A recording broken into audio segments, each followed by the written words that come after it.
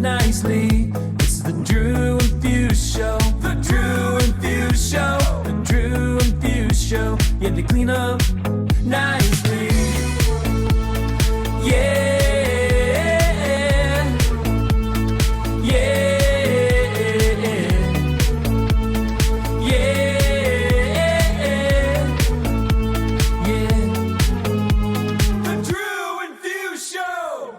What's up? What's up? Daft Punks, thanks for tuning in. Another day in the neighborhood, right? Yeah, another day, lovely day in the neighborhood. Life's a little crazy right now, but we're chugging along and we're going at it. Hold on, I gotta join you this time. Not brought to you by Liquid Death. Here we go. Not brought to you by Liquid Death. But we do have some sponsors. We have a promo code. If you use the promo code Drew and Fuse Show at directmusicservice.com, it'll save you 30% off your first month. So your first month of activation, you'll get 30% off. If you're not on DMS, you're missing out. Lots of great edits from exclusive editors such as myself, Drew, Danny Diggs, Scooter, Simo, DJ Grant, Saber, Jason B. Let's see, who else am I missing here?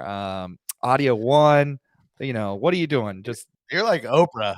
You get an edit. You get an edit. That's you right, get an that's edit. right. Everyone gets edits. That's right. And if you're in the market for a photo booth, Drew and I have a affiliate link for the photo booth supply, their chips and salsa or their salsa booth. It won't do anything for you, but it'll support the show. So if you're in the mood or in the market for a photo booth, hit that link. It'll be in the comments of the video section or under the description, I should say. So also, you know, as you know, still not sponsored by Liquid Death, but you know, maybe one day a boy can dream. Actually, I want to shout out all the punks because we're starting a movement.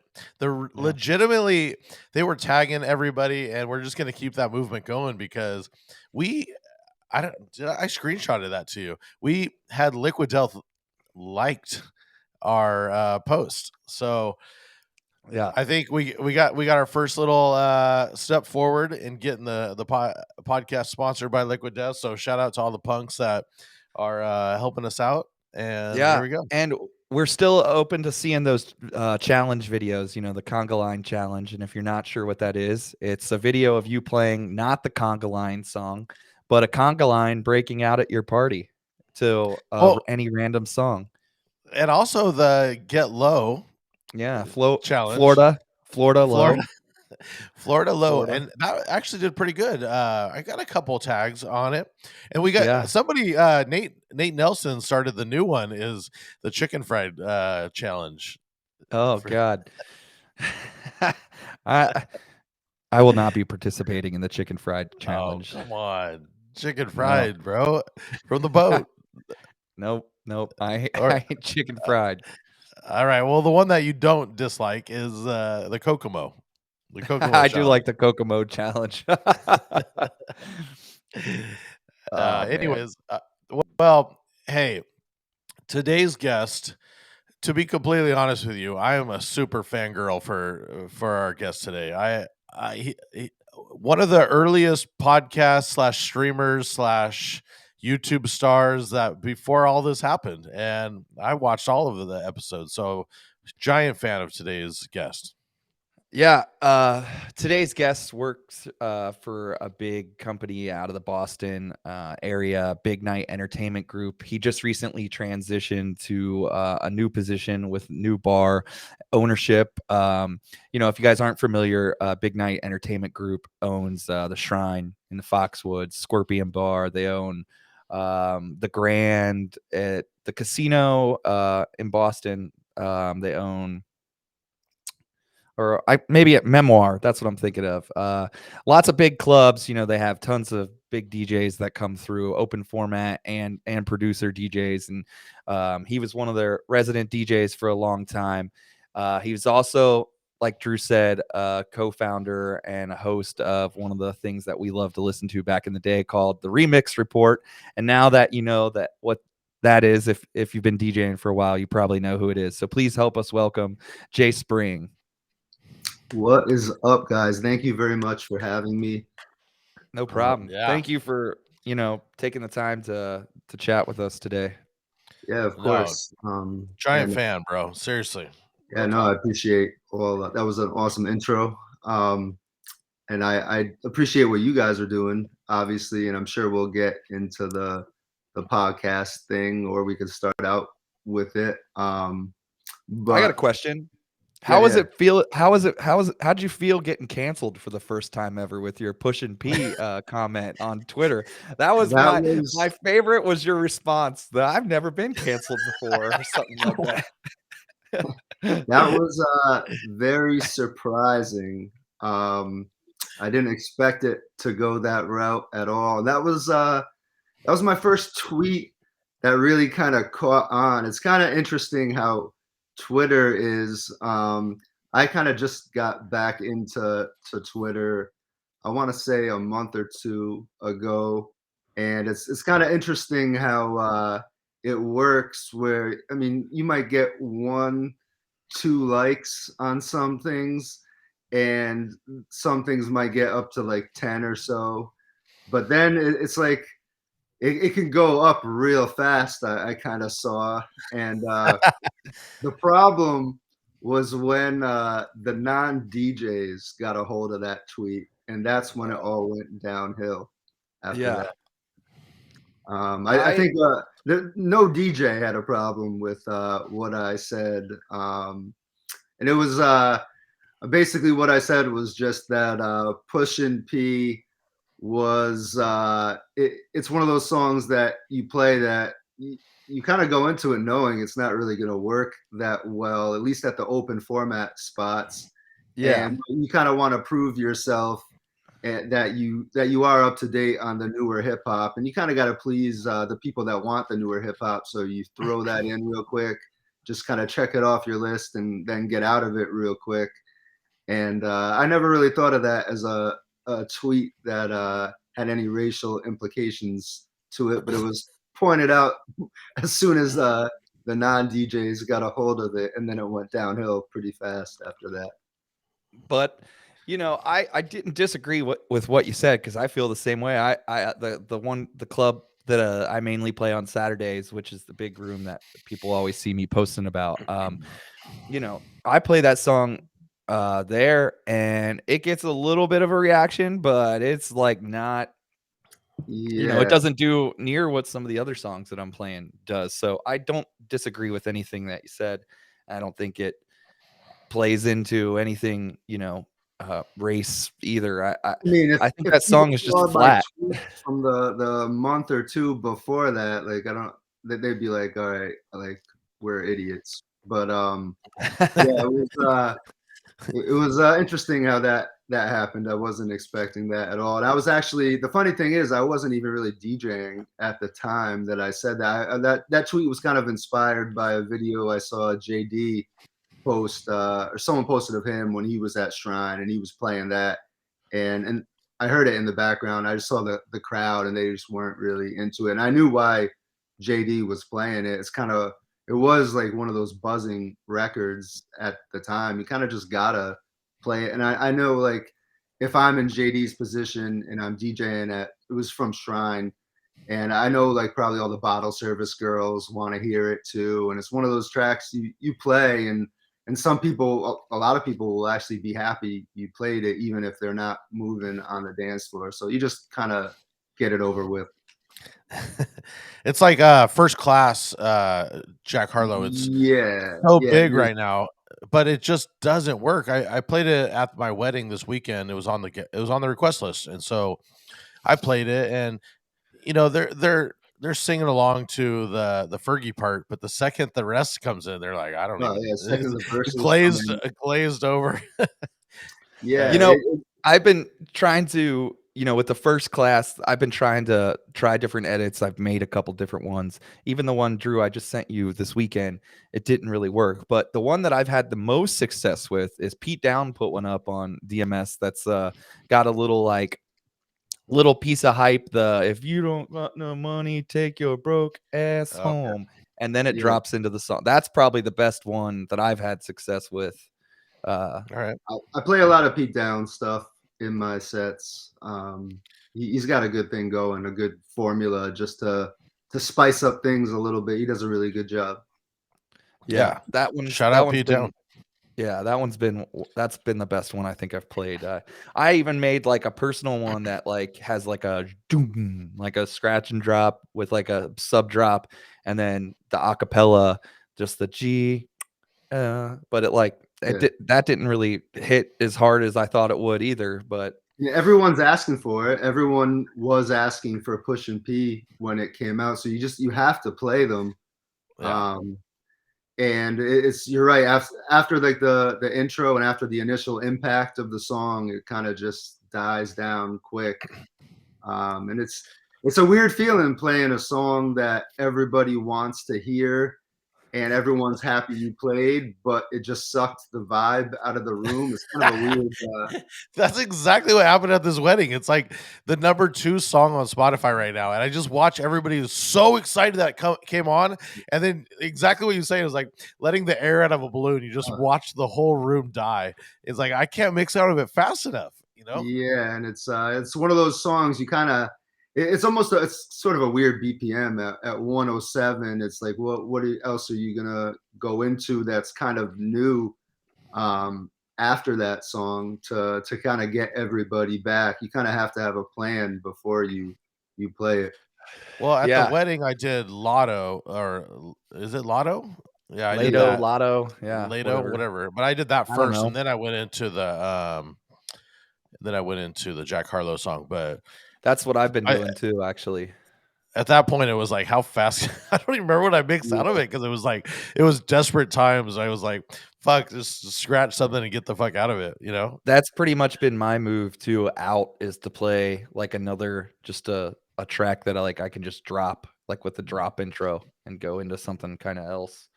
Yeah, I think I've played like, you know, uh it's tough because like the Scooter made another edit that was good. That one he used my type. My type, yeah, that's a Yeah, good that one. one's It kind of has yeah. that sample a little bit in it, right? I was listening Uh, to it closely, I'm not and sure. a little bit of it, it kind of it sounds similar. So I was Yeah. actually listening to the whole album. I don't know. I actually like the album. It was kind of good. Yeah, but I a couple people have messaged me saying like the whole his whole album's really good. So He has a he's song that just is definitely trending. he's definitely one of those artists that's really trending right now just as an artist. Yeah. And I mean he'll be around for a while. I think everyone likes to predict now that all these new songs and new artists are going to die out real fast, but I think he's going to be around.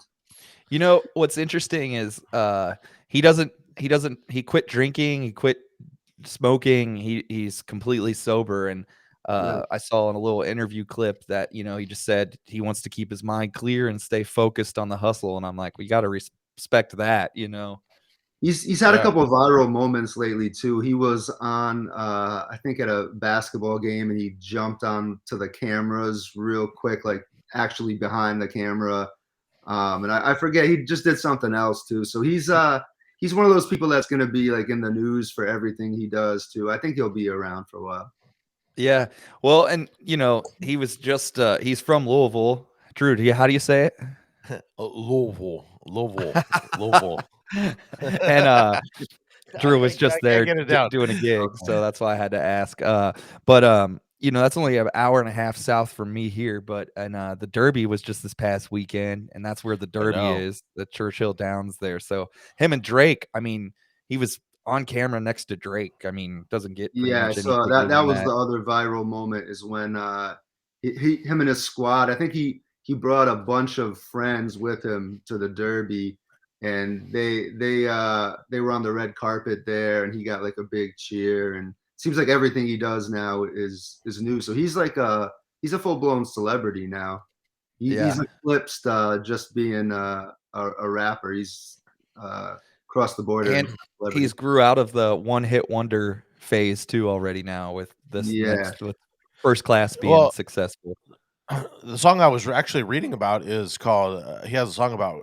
It's called Dua Lipa. I don't know how much I about saw Dua that. Lipa it is, but that was the one that's like a new TikTok trend about about that. And It's cool. It's a jam. It's good. Yeah. It You know, said that he played it for. I was just thinking like because he had his second hit with First Class, and I don't know if Dua Lipa will end up being a hit too, but I just realized like it's like if you have two hits, that almost like you're gonna in 5-10 years people will still be booking you for club appearances. You just need that kind of that second hit, and because I see some of the people that do these nightclubs, and if you have two hits, you're kind of good. That's really all you need. Well, when I was doing it was kind of our place over here. I was doing Heat Ultra Lounge, like kind of at its peak, and we had Mickey Avalon, who never had his second hit, and then I also opened up for YG when he just had what was his first song? My Hitter. No, the one before that. Fuck, What was that? he had one with Drake that was a minor hit. YG. I think it was It a while. sounded. It was what? I think I know what you're talking about. It sounded awful. Like it was like just produced terribly. But he came up. That was Mustard, right? Basically everything Mustard did. Yeah. Have you, Drew or Jay, have you either of you listened Toot It to and Boot It? Toot It and Boot It? Oh God, That was his first song. That was him. I forgot about that. Yeah, that was his first song, and I remember like, fuck, this song's terrible. But he booked out the whole club, and it was just that was the only hit that he had, and that was like him and Mustard's first shit. And that didn't sound that great in the club either. I It's remember. awful. Yeah. It was like produced so bad. I think DeVille actually like made it playable. He like did a redrum of it or like remastered it to where it was like playable, but fucking song. have you guys listened to the full Jack Harlow album yet? No, I was listening to it. haven't. Drew, you were? Yeah, I was listening to the whole thing on my drive this past weekend. Yeah, it was good. I like it. All right. Well, I guess should we move into some rapid fires that usually aren't so rapid fire? I've noticed they aren't rapid fire at all. They're not. All right, we're gonna play a segment video and we'll get into it.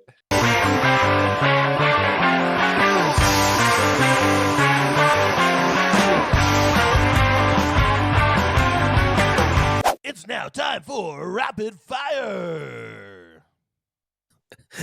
All right, not so rapid fire. Here we go. All right, the last thing that you listen to on Spotify or Apple Music or whatever you listen to. That's a good. Wait, actually, I want to know: is it Spotify or is it Apple Music?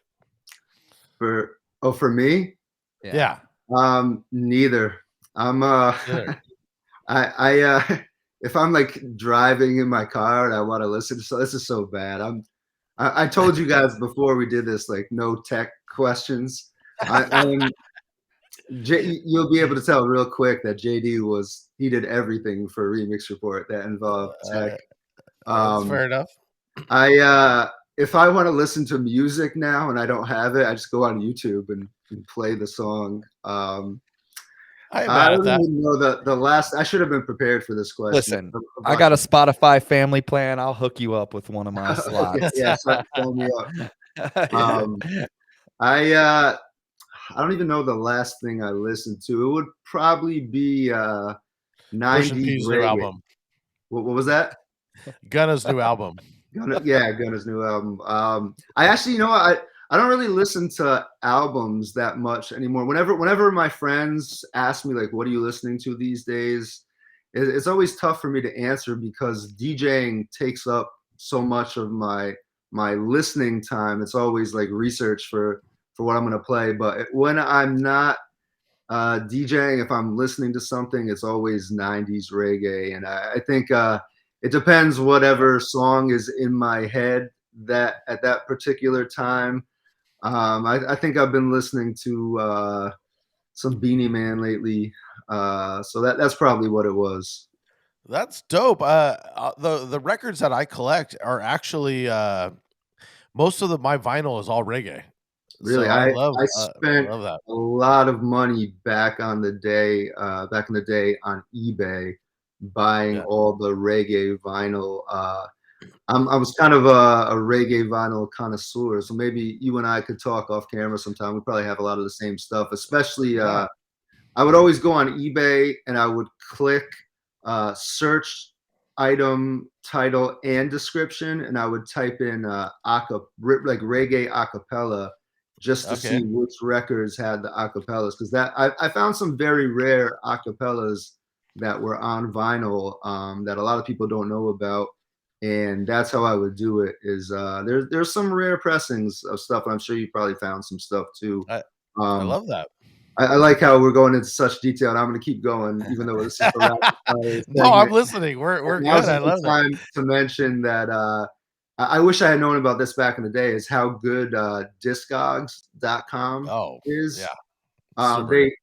They it was eBay for me back in the day. I wish I knew about Discogs. I don't even know if it really existed like that. But their library is just everything. Like they have every rare pressing CD and vinyl, and it's actually good. Even if you're not going to buy from there, it's good to see what came out. You could find all the rare mixes that were on rare pressings of CD singles and stuff. So Yep. when people talk about how much better it was digging for music back in the vinyl days, it was obviously different, but I enjoy digging for music online because you can just find everything if you're willing to put in the time. Right. No, I agree. I didn't know that about you, and that's cool. I was big into like Barrington Levy and Yellow Yeah. Man and Eka Mouse and Well, that's Prince like Far Eye. 80s. That's like 80s reggae. Yeah, yeah, it's 80s more like sample. more roots, deep stuff. Not Okay. so much the dance hall stuff. I do like the dance hall stuff, but um, I just that's kind of the era I like. Just the stoner shit. Yeah. Yeah, yeah. I Yeah, that's guess I exactly guess what that's that the is. best way to explain it.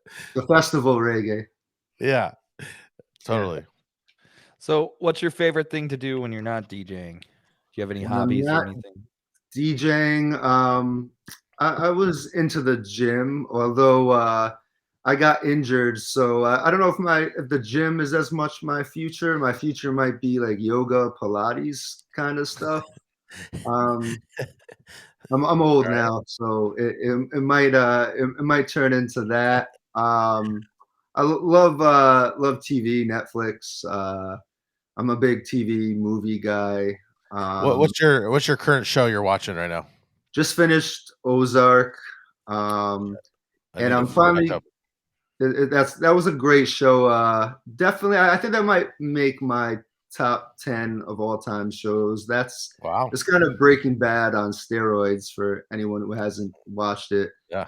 And I just watched Better Call Saul. They had another episode of that last night, which to me, my number one is Breaking Bad, and I consider Better Call Saul to be like 1B.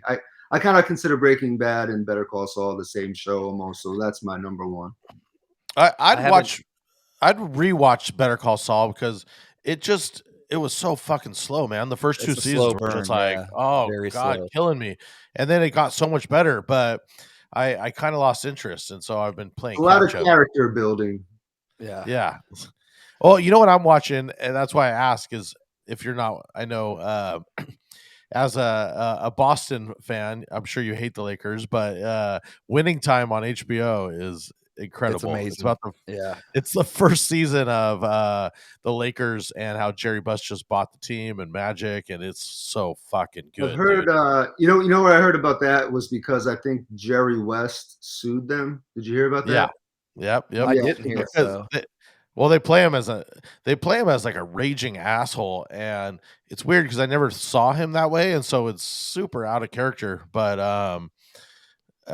it's interesting. It just ended the first season. And it's just so fucking good. I yeah. haven't I'll watched have the to- final episode yet, so I am stoked to watch it. It was really good. John C. Riley plays Jerry Buss, and Oh, he's Okay. just amazing. All right, it's I'll have to watch perfect. that. Yeah. Awesome. So, do you have a favorite remixer or producer? We know that you're into the reggae. Is there somebody that you? Yeah. You know what when it comes to favorites, it's tough for me. I like what Devolve was doing when he was doing the reggae dancehall kind of Moomba kind of stuff. He kind of switched to more almost deep house lately. I almost want to. I don't know him personally at all. I almost want to reach out to him and ask him if there's a reason that he did that, because I'm trying to kind of get into what he was doing, and on that, Major Lazer would have been one of my favorites too. When Major Lazer first started, they were kind of electronic reggae kind of. That's kind of what I call it. Some people have said instead of EDM, ERM, electronic reggae music, and I kind of call my little side project. I kind of call it like electronic reggae or electric reggae. And when Major Lazer first started, they were just that. Like they were working with all these hardcore dancehall and reggae artists. And I think since they saw the success of Lean On, they kind of saw what they can do when they work with pop artists. And from there, it was like Justin Bieber. And I mean, you've seen what's happened with Major Lazer, how much success they've had. They produced Snoop's reggae album, right? Major Lazer? Did Or I they? know You know Diplo. what? Diplo did. I don't know if it was Oh all yeah, Major or not, they might have done that too. That was pretty forgettable. I think. have you I listened to don't it? even know if I even listened to that at all. It's That good. what was The it beats are good? great. The beats are great. I don't know Yeah. that I can say that I remember. I usually when I listen to albums or something like that, I like the beats first, right? Then I go Yeah. back and listen to the rest. So the beats are great. I listen to the instrumental. I don't Snoop. I don't know. I'd have to re-listen to it if he was any good or not. But the beats are awesome on it. Are they? Yeah. Do you remember what he was called? Snoop Lion, or was it Lion something? Yeah, Snoop Lion. Yeah. Yeah, Snoop Lion. Yeah. That was I don't know if that'll be when he gets elected to the Rock and Roll Hall of Fame. I don't know if they're even going to mention that little chapter of his career. No, it's very skippable. There's a full documentary on it too. It's Oh, actually is it? pretty interesting because it goes into a lot of like just him being in Jamaica and all this other stuff. So I don't know. If you like Snoop and you like Major Lazer at all, it's interesting to watch. Yeah, I'll have to take a look at that. So this is one that always gets everybody, and it's is there a popular song that you should be playing out, but you refuse to play, and like it's cringy to you? Is there anything that you're like, nah, I won't play that at all? I always avoid, and for some reason I have a real hatred for freestyle music. I don't know why. So I don't. It's not this freestyle song in particular, but I think if anything sums it up, I would have to say Stevie B's "Spring Love." That's like the typical freestyle song. So I don't have any special hatred for that song in particular. But Is it I don't because even it know has if I. spring in the name or what? Because it Does has have your name in spring it? in it. I thought of that too. I don't know, just freestyle. I always stay away from freestyle if I can really avoid it. The only time like I'll ever play that is if it's requested at a private party. So I may have played Spring Love in my entire DJ career maybe twice. That's what they call like at weddings is Mexican disco. They'll come up. You got that disco? They're like, what disco? You play it? They come up. They're like, no, not this. Like, then they're always asking for that shit. And that seems to be something that most DJs really like, freestyle music. Freestyle? Yeah, I'm indifferent on it. It's whatever. I like Debbie Deb, Weekend, and Let the Music. Or what's the other one? Let the Music Play is a popular one. That's not Debbie Deb, but I like the two Debbie Deb ones, but I like them for 30 seconds each. I don't like the rest of the song. You know what? I don't mind that Debbie Deb, that Lookout Weekend record. For some reason, Lookout Weekend. There was a remix of it. I forget who did it. You guys might remember the name. This was back in the Remix Report days. It was Brass. It wasn't Brass Knuckles, was it? Maybe it was Brass Knuckles was the producer. Yeah, I think it was actually a group. I think Anthony Group, Pisano from Miami was. Yes. Yeah. was part of it.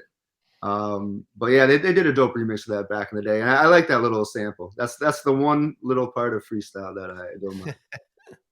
Well, you know what? The other one that I love, I actually like a couple freestyle songs. It's more of that the synthy stuff that I think crosses over to new wave a little bit more. But I like Two of Hearts and Living on Video. Those are like the ones that I like a Okay. lot. So do you have, with us all this being said, do you have a favorite guilty pleasure song that like you hate to admit that you love? Yeah, everyone knows I kind of like Kesha. That's I actually Really? that's the last concert I went to was Kesha. Sorry, I And don't mean to laugh. It's just funny. I didn't expect amazing. see that one coming. that's That's not, you're not the amazing. first person who's laughed at that. I don't, and it's not like I love. It's not like I have a crush on her or anything. Just honestly, just the music. I love her music. Huge Wow. fan. Because when I remember when TikTok first came out, it felt kind of blog. It was right in the deep heart of that blog house era, right? Yeah. And the beat kind of has a little bloggy house style, and she's kind of trashy, so you're like, all right, like the I- trashy girl. Her, You're gonna I I'm love. sure Digital Dave's gonna come comment saying how you're the biggest Timber fan now and all this. Oh yeah, yeah. Who's that? Digital Dave. I don't know. Oh, is that that's the 3 times guy? Is that that's what you're Oh talking my about? God. Yeah. That's what I'm gonna Yeah. call him from now on. Is the 3 times guy? You guys got in a battle over Timber at what you guys had a battle before us for the 3 times, right? You and No, him had I can admit that I got murdered in that argument. I absolutely got destroyed. Not because I actually lost the argument or what we were talking about, but just it kind of reminds me what he did to me is almost the same way that he said he doesn't want to be known as the 3 times guy. I don't want to be known as the Timber guy. And I almost compare it to I obviously don't want to get political at all. When it comes to politics, I'm kind of stay away from either side. But course. one thing that Trump did, which was kind of funny, was he made his symbol was almost like the American flag. He made that his thing. And it almost kind of made the people who didn't like him like it's like they can't say they don't like the American flag, but he kind of made that his thing, so it was kind of awkward for them. And that's almost what Dave did to me. He shifted the Timber. Like I don't want to be known as Timber. He like kind of like dealt that to me, and that's not what I wanted. That's not like Dave said. 3 times wasn't the hill that he wanted to die on. I don't want to be known as the Timber guy, but that's what he did. He made it so he was known as the guy who wasn't the Timber guy, and I was known as the Timber guy. So that's why Dave murdered me in that argument, is because I ended up being known as the Timber guy. So I just Well, did a prom, Safe and to say it's going down.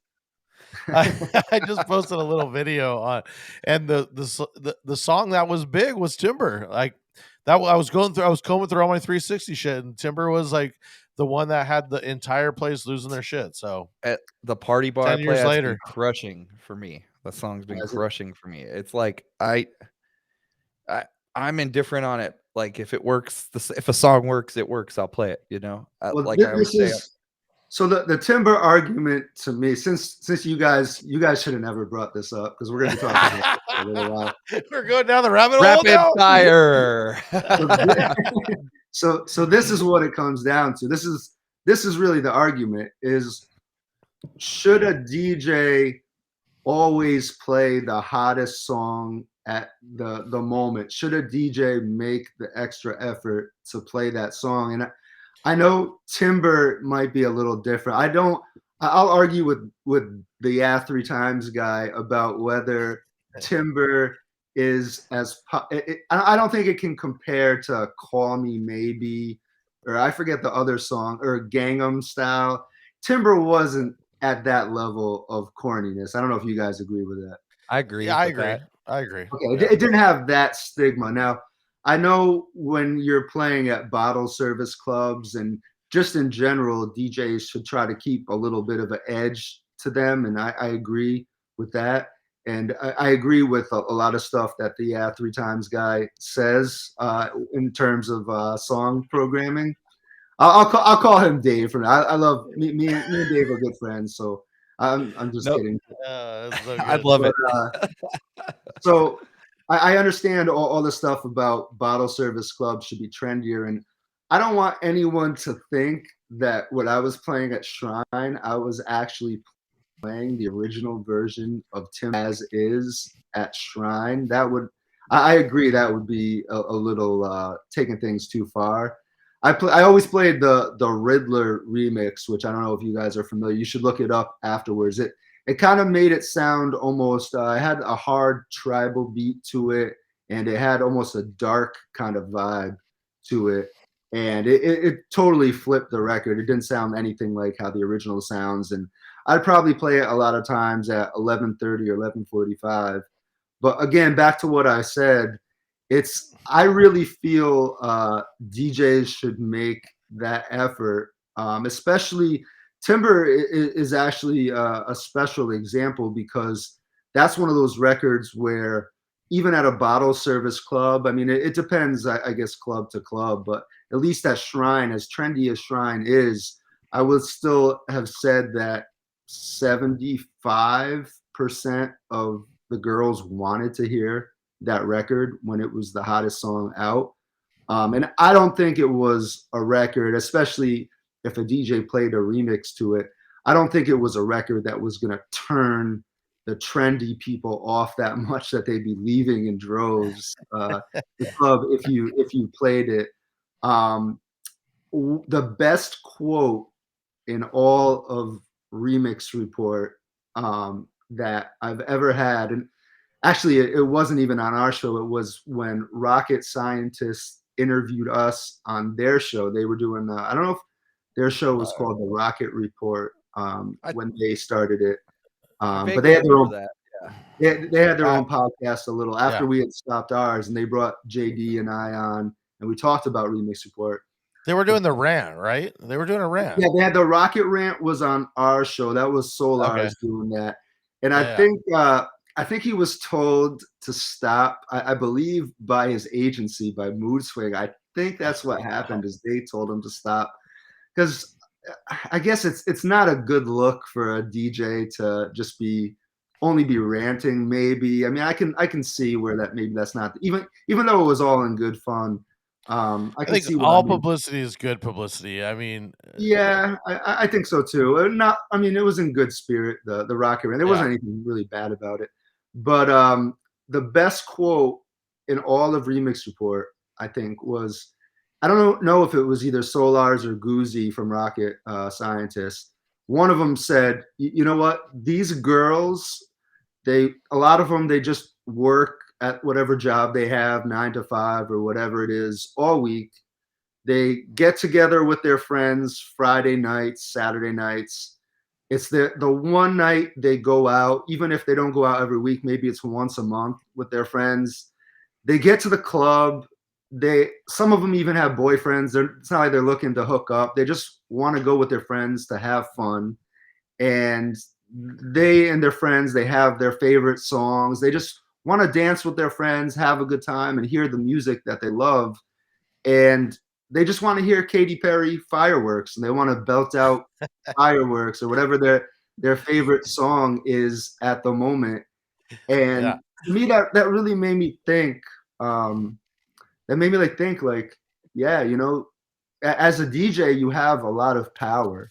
And for some DJs, it's like the only power that they have is just they come to the club and people come up and request songs and like, you want to hear this song? Okay. Huh. Maybe I can grant that for you. You're like Zoltar. And it's just I always feel I think of that quote all the time, and I make that effort if there's that many people in the club that want to hear that song, I make that effort to play it. And I know some DJs, one thing that's popular in the DJ world is people talk about how proud they are that they can still kill the night. They can still kill it without having to touch that popular song, which might get some easy cheers. And I don't even know why anyone would want to play that game in the first place. But I look at it another way. I look at it as a challenge to be able to incorporate some of those popular songs, Timber being a perfect example, that might have a slight bit of corniness to it. I look at it as a challenge to be able to play that and still keep your edge as a DJ, and not having people look at you as a corny DJ, but still be able to please the crowd and still be able to do that. So to add to what you're saying, I have two things. One, I just did a wedding, and one of the girls came up, and it was exactly what you just said about it was their song. They're all volleyball players, and all the girls like, our song was "No Air" by Jordan Sparks, and I said, what the fuck? Nobody liked that song. Well, That's a how is tough that even one. a song? And I said, isn't that really slow? True. Well, Tell me how to breathe with no air. that dude, it was the biggest song of the night, dude. It was the Makes me biggest think song of of the night. Spaceballs, where he opens Really? the can of air. Liquid air death. I mean, No, but it was that's a big, tough dude. It one. was so big. That's a tough one. I mean, I just played it and they lost their shit. But with Timber, had Pitbull not been on the record, would you consider it cheesy? I mean, Pitbull just ruined everything, right? Like we well, were deep pitbulling songs. I remember like DJ's Falling in Love. I was like deep pitbulling. Like I was taking him off every record because he was on everything at the time. So I actually have a friend that took Praz. He made Fuji's The Score without Praz. He took Praz off the album. C-Flow did one. I don't know if you ever put it out, but he did a whole P Diddy thing. So anything P Diddy was on, he like took everybody off the record and did a whole mix where it was just Diddy and Puffy. Just so absurd. But back to Timber. I think it was just that whole vibe of the record was almost it. It felt like it should have been at like a country bar kind of. I don't even know. I think it was the beat that did it. You think it was? That's why I swing think your it was partner round and round. It's going down. But I'm telling you guys, listen to the Riddler remix. He killed that remix, and I think that remix almost it's one of those. I don't know when that song came out. Was that 2013 or 14? Maybe 12. I think it's 2012-ish, maybe. Oh, Right around then. Yeah. Okay. Well, I mean, he did that remix, and that remix sounds like something you could still play today. He really did a good job on that remix. Shout out to 13 or 14. Yeah. So yeah, that was the remix that I always played. It kind of it took that little do-si-do vibe that you don't want in the bottle service club out of it. I don't know. 10 years later, these songs are still crushing, and I think that's part of the reason is that it's I don't know if it brought new life to us 10 years ago, but I want to say it's big now because it is so corny and it was played in like corny shit, right? Like kids shows, and that's what they grew up on, right? So that's what the kids like it. Bro, all those songs from 2010 to 2012 are back now. All of them. Let me tell you some of the crazy requests that I've gotten that really kind of that hammered it home to me that those songs were all coming back. The first one was "Hey Baby" by Pitbull and Akon, and dude, that actually was a delete. That was a hard delete. I don't even know if I have it. Bro, that goes over well now. That goes over good right now. All these songs have come back. The two crazy ones that I've gotten that were really kind of deep from back then are Flow Rider, Who's That Girl? Who That Girl? With I think it was a Getta record. Oh, yeah. And then that was with Rihanna, right? Rihanna? No, Rihanna had Who's That Chick, I think. Oh, Who's That Chick? Okay. Who's That Girl? That was the other one that I was going to say. I've gotten requests for both of those. That's with Nicki Minaj, right? Who's That Girl? Was the one? No, I think Getta and Nicki? Who's That Chick? That's just Rihanna and Getta, I think. Actually, I don't know if Getta did the Flow Rider one, Who That Girl. But like I've gotten requests for both of those. Those don't go over that crazy right now, but like a lot of those other Flow Rider things. And you know what's funny is this has been a good rapid fire segment so far. You know what's funny is Let's talk about Kesha. That's what this segment should be called. Let's talk about Kesha. I DJ'd a prom, which I never do. One of my friends hit me up. He usually DJs private events on his own and like mostly weddings. And he's like, bro, he's like, I don't really do bars and clubs like you do. I just do weddings. I have a prom coming up. I want you to just come in and DJ for me. And I take pride in the fact that I keep up on music for what the younger people want. I take a lot of pride in doing that. And I have a college gig that I've done forever. Those kids helped me out a lot. I still was not ready for this prom. And it actually, you know what, it was about, maybe it would have been easier if it was 200 kids, but this was about 40 or 50 kids. It actually wasn't an official prom. It was during COVID, and it was something their parents threw for them at a nice restaurant. It was treated like a prom, but it ended up being 40 kids. I struggled a lot, and they kept coming up, and they wanted all those Flow Rider records. They wanted all those old Pitbull records, 2010 to 2012, the Nicki Minaj, the Rihanna, stuff like Disturbia goes over well. And you guys might laugh, and people watching this might laugh at me, but for these kids that are 18 to 25 now, Hypnotize, Back That Ass Up, those are not their classics. Their classics are Super Bass and Starships. It's almost like Starships is their Hypnotize, as weird as that is to say. I go as far as any Black Eyed Peas record is like massive. Right now, that's their Hypnotize. That's their throwback shit. Well, all those. I'll even say I've pretty much stopped playing Back That Ass Up and Hypnotize at my two spots because they just don't work anymore. Bro, when I came back from COVID and things slowly got back to full throttle again, I stopped playing. I made a note to myself, stop playing Back That Ass Up, stop playing Hypnotize as much as you can. I mean, there's still gigs where you could definitely play it. But for the most part, I stopped those. And this is the saddest one of all, is that I stopped playing Be Faithful. That was sad for me to stop playing that record. And, you know, at the prom that I did, that was the biggest one for me. Is there was a moment where I was really struggling at that prom. And I was like, all right, normally if you're struggling in a nightclub 5 years ago, Be Faithful if you're struggling. And I was struggling at this prom. I'm like, will they know Be Faithful? Because I knew like these kids have never been, obviously they're 18 years old. They've never been to a bar or club before. I'm like, will they know it? And I'm like, you know, I'm struggling. Let me give it a shot. And there was not one nod. There was not one finger in the air. There was not any reaction to it at all. They did not know it. And I hope someday that makes a comeback on TikTok or something, because that's a record that should always be popular.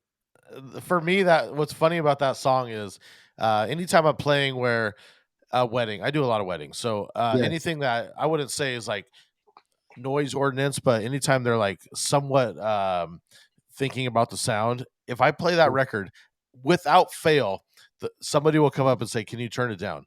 It's like, it's always the one that, because he's yelling so fucking loud on that song that they just come up, they're like, turn it down. And I'm like, I laugh about it now. I just know it's the fucking Be Faithful record. What I love about doing these this podcast, and it was the same thing with Remix Report, is I feel like we can go on forever because someone tells a story and it reminds you of something else that you said, and you actually just reminded me of this. This is a story that might be my most embarrassing moment ever DJing. I don't know if you guys remember the vinyl days. Those AV8 records were the loudest records that you owned as a DJ. And I remember there was my kind of mentor shout out to Big Mark, who will never watch this. I think he's busy doing other stuff. He's older now anyway. He was my mentor, and he was awful when it came to bookings. He was constantly double booking. He double booked himself, and this was probably like this might have been 20 years ago or longer than that, when I was very young, and I hadn't really become a DJ to the point where I was I don't know how to even put this, well-rounded and confident yet. And I ended up doing this private party, and it was people older than me. I was probably 20 at the time, and everyone else was probably in their 40s and 50s. And they wanted a lot of older music, which I didn't have on vinyl. And it was a lot of disco and Earth, Wind, and Fire kind of stuff. So I was playing these. I hooked up a CD Walkman to my mixer, and that's how I was playing a lot of those records. And if you've ever rendered one, which you guys are both editors for DMS, I'm sure you have, you've rendered some of those old CD files, especially from 70s stuff that hasn't been remastered. You know how thin those WAV files are. Yeah. So the most embarrassing moment of my DJ career was playing from that CD Walkman, like an Earth, Wind, and Fire track, which was probably a WAV file that was like this, going in to Be Faithful after with the volumes at the same, and all of a sudden that Aviate record hit, everyone jumped from their seat. It was probably easily 3 or 4 times as loud as the record before that. And that's something I'll never forget, is making that mistake, because those Aviate records were like twice as loud as just every other vinyl record back then. That was always my transition. I had like 4 transition records that I brought, and that was one of them. Yeah, that was a loud record back in the day. You still got to have, I feel like, some kind of backup. I mean, Serato's pretty good now, but every once in a while something happens and you got to have a backup. But I always brought the CD Walkman with me back in the day. That's hilarious. For those records I didn't have. Reminds me of Wayne's World, where he's got it on his dashboard. Oh my god! You're still bringing it now? No. Yeah, he still brings it. He still brings the CD Walkman to the gigs. People are like, "What is that? I've never seen that." I told you guys I'm not very much into tech, but I'm not that bad anymore. All right. Here's a good time for this one. What is the best non-curse word, one-word insult? Me and my friends always call people dopes. I like dopes. That's a good one. Yeah, the dope. One of my friends calls people Muppets, but I like dope.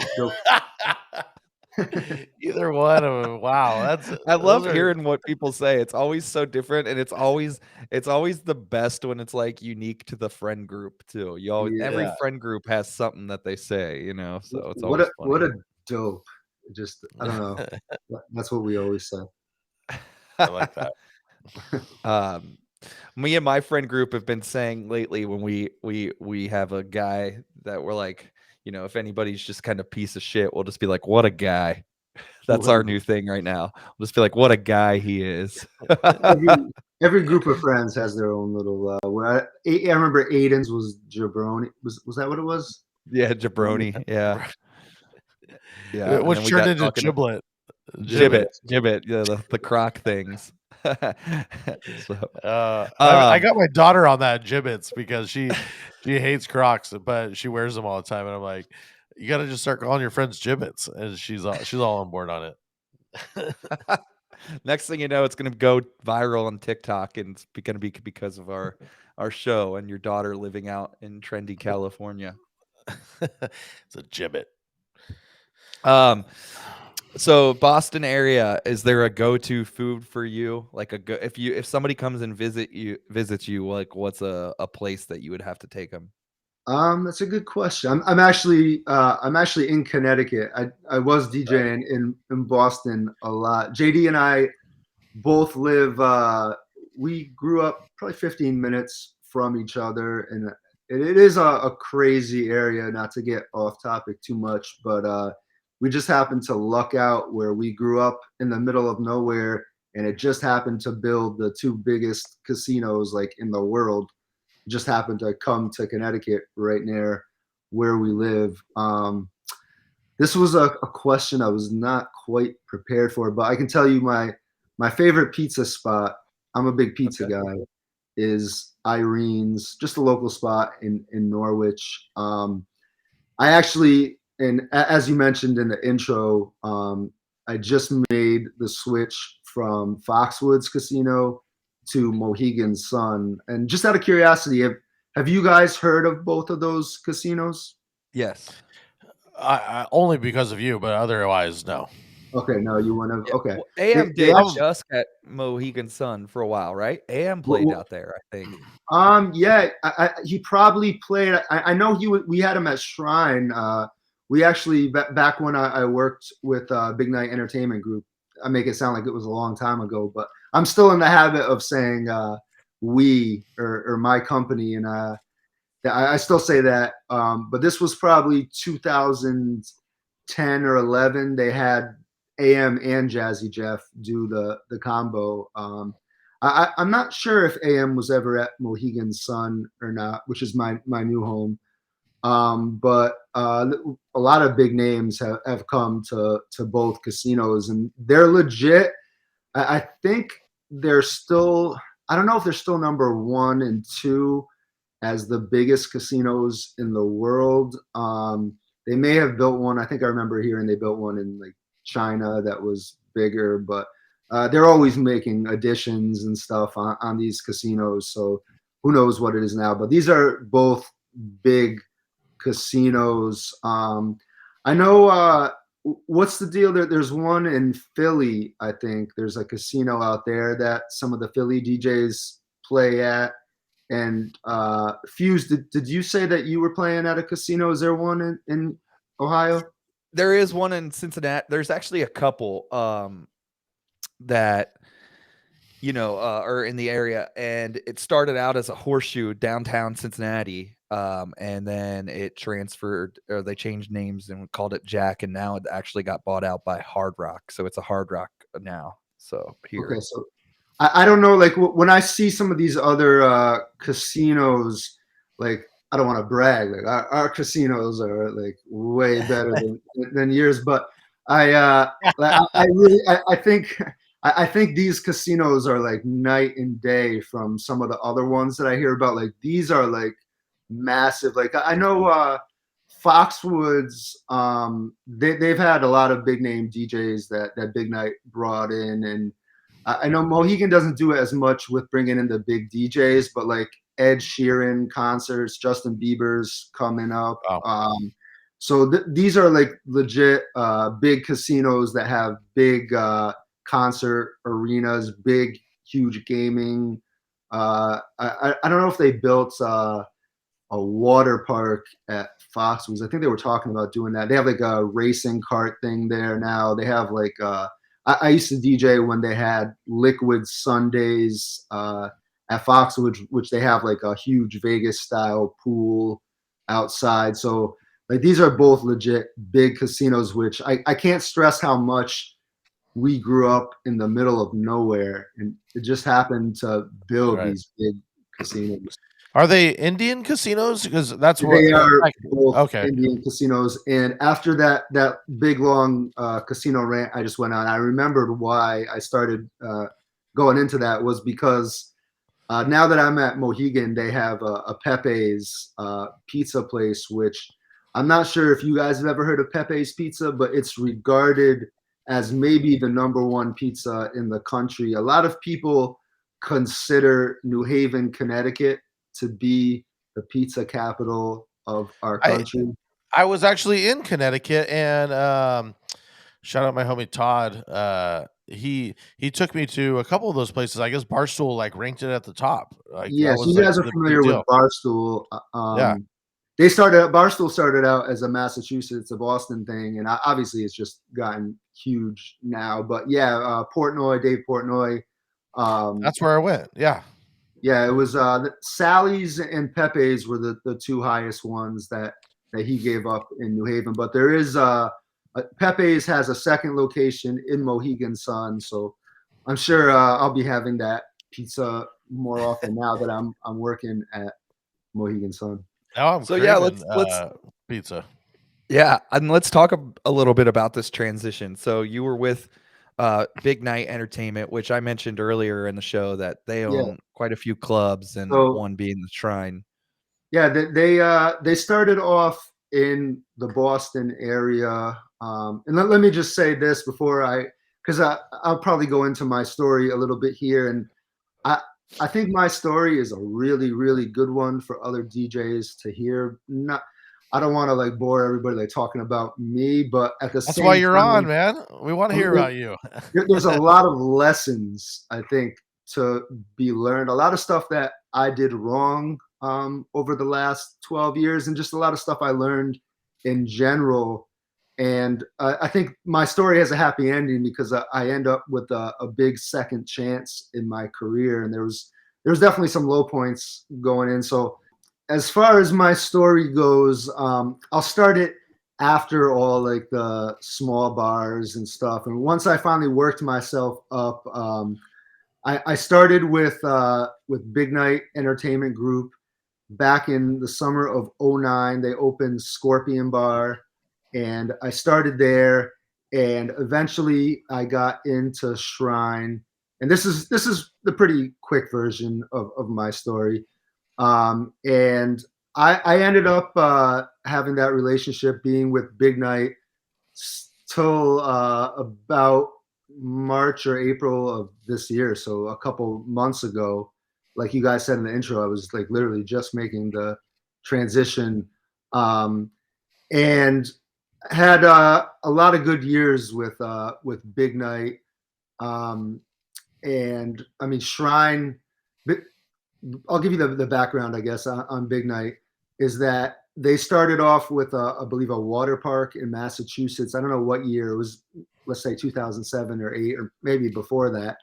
And then they ended up opening a nightclub in Boston called the Estate.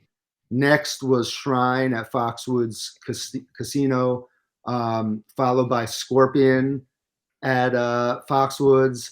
They also opened up a high-end bowling alley at Foxwoods and a Guy Fieri's restaurant at Foxwoods. Then that was about until 2017 or so. Then they finally started going back to Boston. I think first they built another Scorpion bar at in Foxborough where the Patriots play, right in Patriot Place there. And then they went back to Boston for real. They opened up their first club might have closed before then. They opened up another small club called Jam. Then they built a big building that had Scorpion Bar downstairs and a huge mega club called the Grand upstairs. Explain real quick. Like Scorpion Bar was the rock bar, right? Everything. So it stays on brand everywhere, right? It stays on brand everywhere. Yeah, but it started off as a rock bar and then eventually turned into kind of open format. I'll get to that. I'll make sure I get to that. Yeah. But BNEG they also opened up our company didn't, but another some investors opened up Encore Casino. I think it's owned by the Wynn. They opened up a big casino in Boston, and then BNEG built a huge club called Memoir up there, and then they opened up another restaurant called Mystique that has DJs too. And I'll leave out some of the other small places that our company owns as well.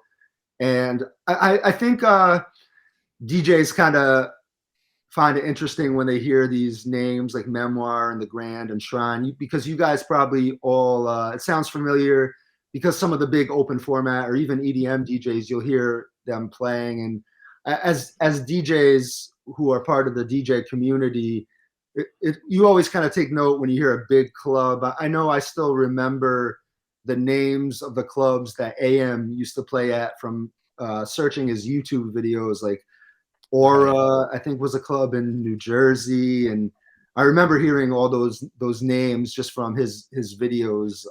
Right. So I'm sure you guys have heard some of these names from like even like Joe Maz probably plays at. He actually he comes to Mohegan, or he did a lot. Avalon is the club at Mohegan Sun. Yep. Okay. But that's not a big nightclub, so I'm kind of getting off topic.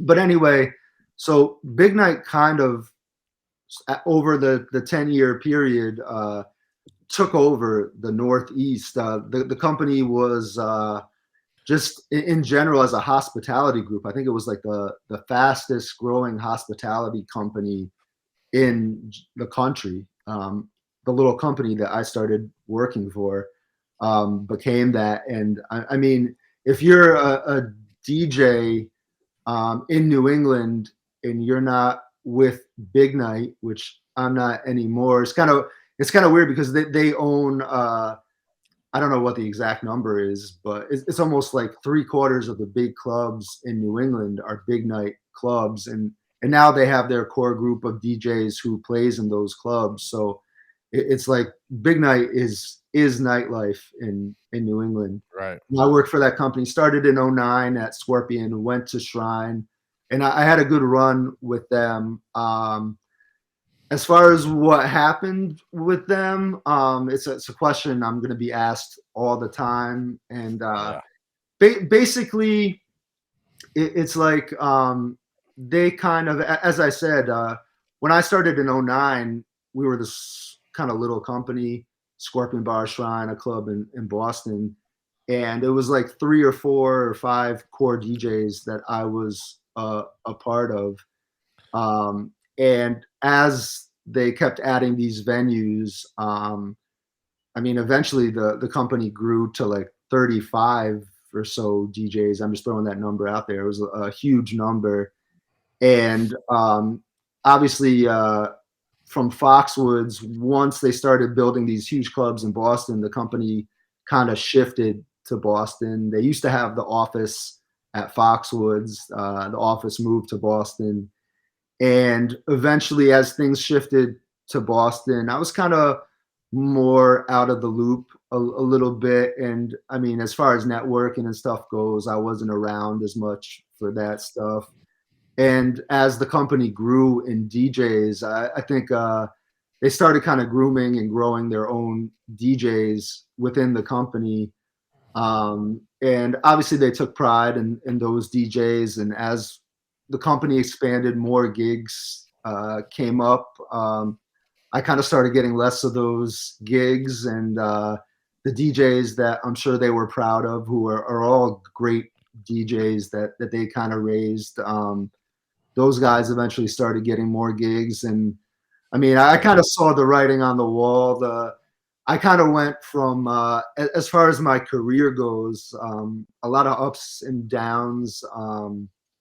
I started like back in 2009, 2010. I had a long run, like a 5-year run, where it's like every weekend I'm playing for between Scorpion Bar used to hold 350. They pack it out, and Shrine, I'd be at Shrine like every other Friday.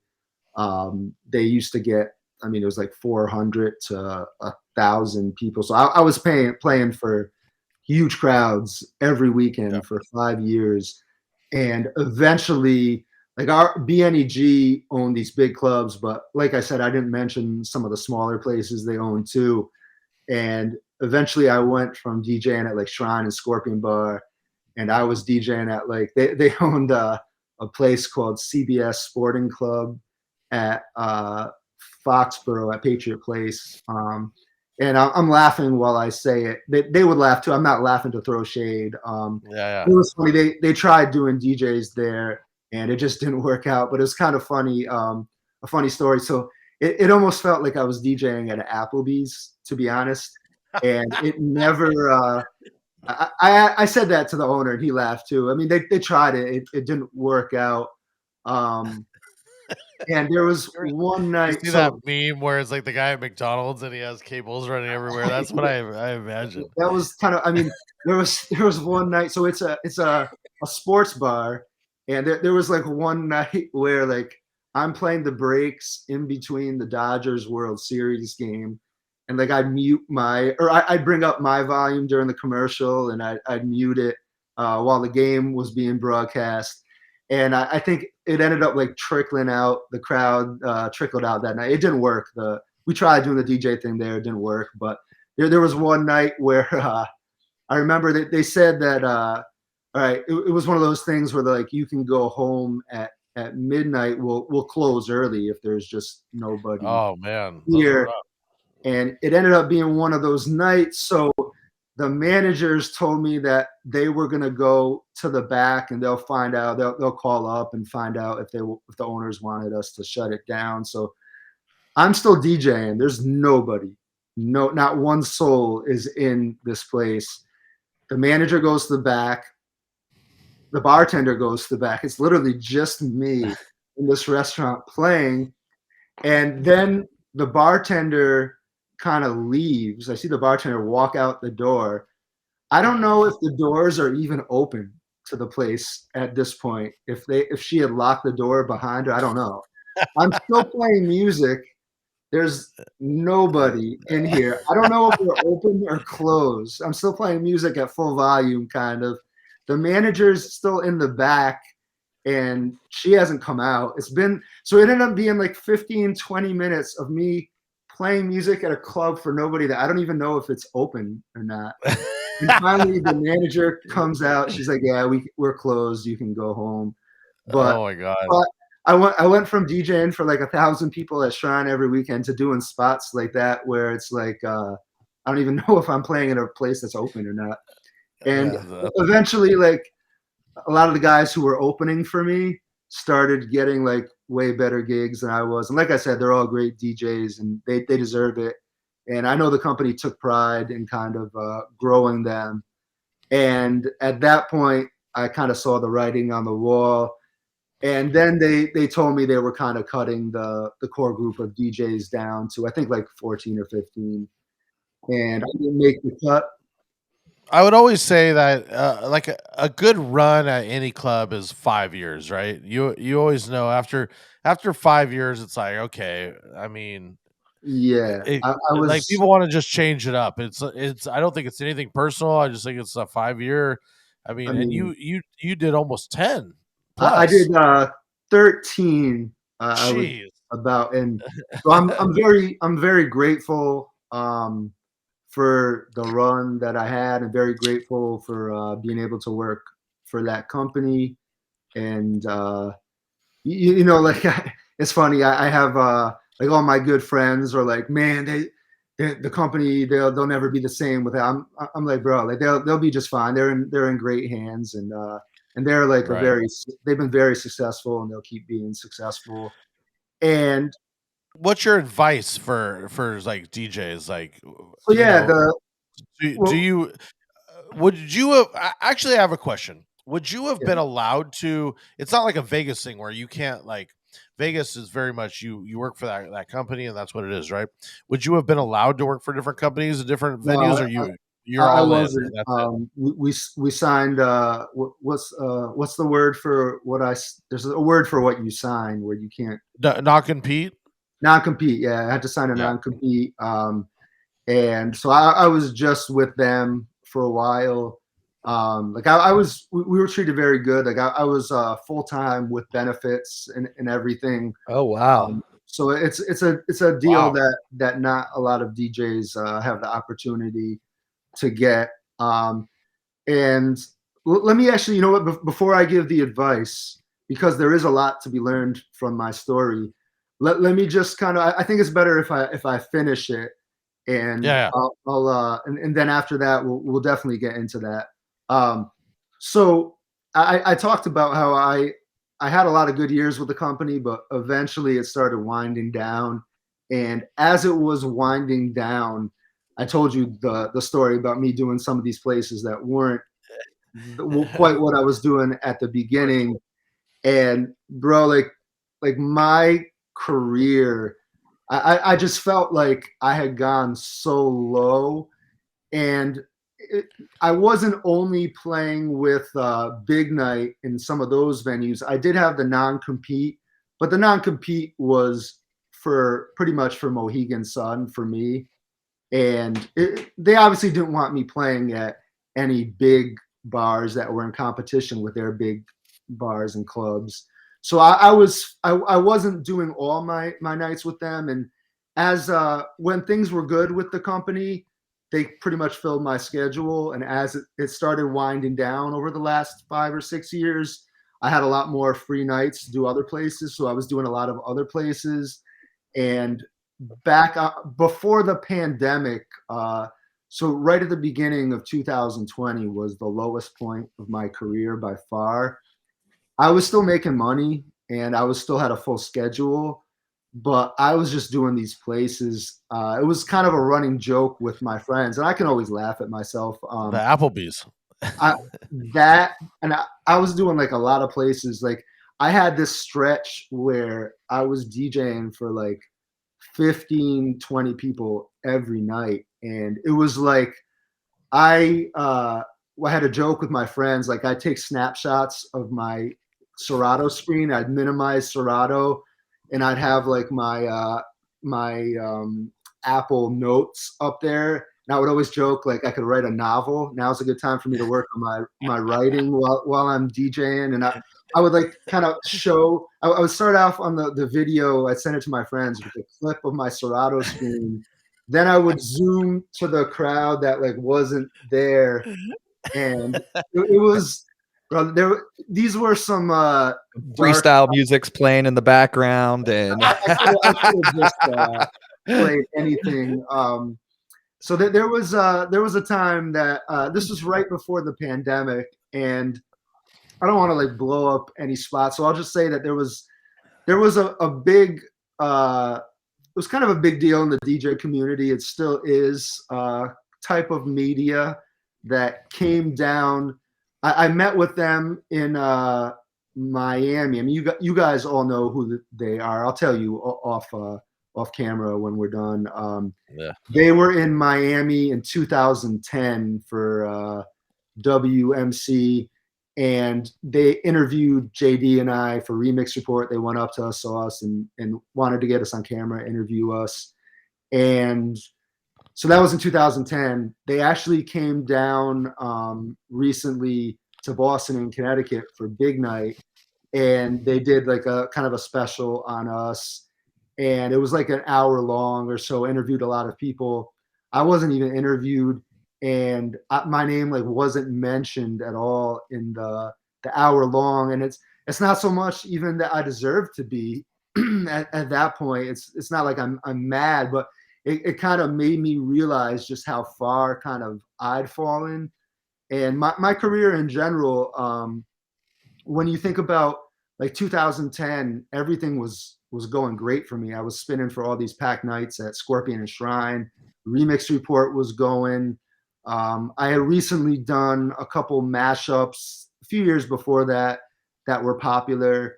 And you guys, Drew, Fuse, are both very much part of what's the DJ community. You guys are both on DMS, which is widely known in the DJ community. And it's like the DJ community is, I mean, it's important for to have your name out. Anyone who does who's the editor on any of the DJ pools is part of it. The guys who are playing in all the big clubs are part of it. I mean, it's pretty much the DJs who you guys know. I mean, how many DJs do you think you guys could name that aren't just in your local market? Probably 100, 200, 300.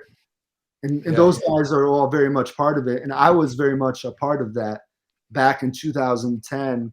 And after Remix Report ended, and after my career with BNEG kind of started winding down, and I didn't have those mashups, the Amili and the Fresh Prince that I did to fall back on. It's been a long time since those. My career and my name definitely started winding down a bit and fading out from the DJ community. And so I wasn't mentioned at all in that episode. This is the beginning of 2020, right before the pandemic, and I'm DJing for like 15 to 25 people every night, and it made me really take a step back. Like, what the fuck? Like, I can assume I can swear on this. Oh fuck! You cuss away. Okay. It becomes not about the money, right? Basically, it's like, Yeah. man, money isn't important. Like, I need to, like, I need to No, jump back. I was still making money. And my schedule was full, but it was just Right. like, That's what I mean, though. It's like yeah, it's It was not about the money. Like, unfulfilling. you're Yeah. making money, but it's unfulfilling. It's like that's yeah, not what it's exactly. about And I feel like I'm qualified. I can hold down these clubs. I feel like I can do much more than this. And a lot of it made me like look in the mirror and reflect and like, really, what have I done? Because I felt like with Big Night, I could have easily grown in that company, and there was a lot of networking reasons that I could have gone further. But at the same time, there was stuff that I could have controlled more too on my end. I could have gone above and beyond, and I'm very much to blame with it ending with Big Night. I wish it had kept going. It didn't. But I also hold some blame there too. And like I said, we'll get to like the lessons I learned. Yeah. But so I was in my lowest point before the pandemic, and then the pandemic hit.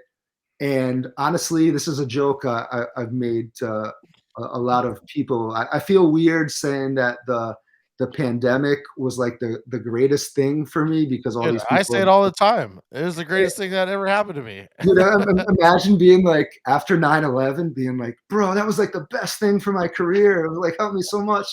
But I like, don't even mean to laugh about it, but it's yeah, so it's true. not I mean, not funny or anything, but just I mean, if we're being honest, it just, taking that break was the best thing for me and gave me a chance to Yeah. regroup and rethink everything and build my brand back up. And I got to talk. Obviously, I know DJs kind of kept in touch with each other all the time, and I kind of got to even network a bit over the pandemic.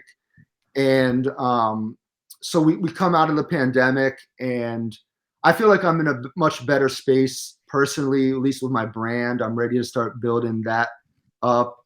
And the pandemic, we come back, and things are still fading out with me and Big Night. And I'll just yada the rest of it. And so it eventually kind of ended. Actually, one important thing I should mention is that I really felt my career was trending upwards. Back, I want to say, at the end of the summer, this past summer, my career finally started. I finally started building myself back outside of the company. I was able to kind of build back up outside of Big Night. I was still winding down with them, but outside, I was finally starting to build back up, doing some better places. And then I got injured, hurt my back. It's a back problem, but it was really my leg that was causing me a lot of pain. And I had to take work off from October till this March. So I just recently got back to work. Just when things had started getting good for me. I was actually DJing in the Encore Casino in Boston at Mystique, which is a restaurant. It's like kind of a lounge. And at 12 o'clock at midnight, I was like, yo, I can't do this anymore. And I was in that much pain. And luckily, this wasn't a very high pressure gig. Like I said, it was a lounge. Right. There wasn't people all around me. I decided at midnight, I'm going to put on a mix and just lie on the ground of the DJ booth at midnight. I can't do this anymore.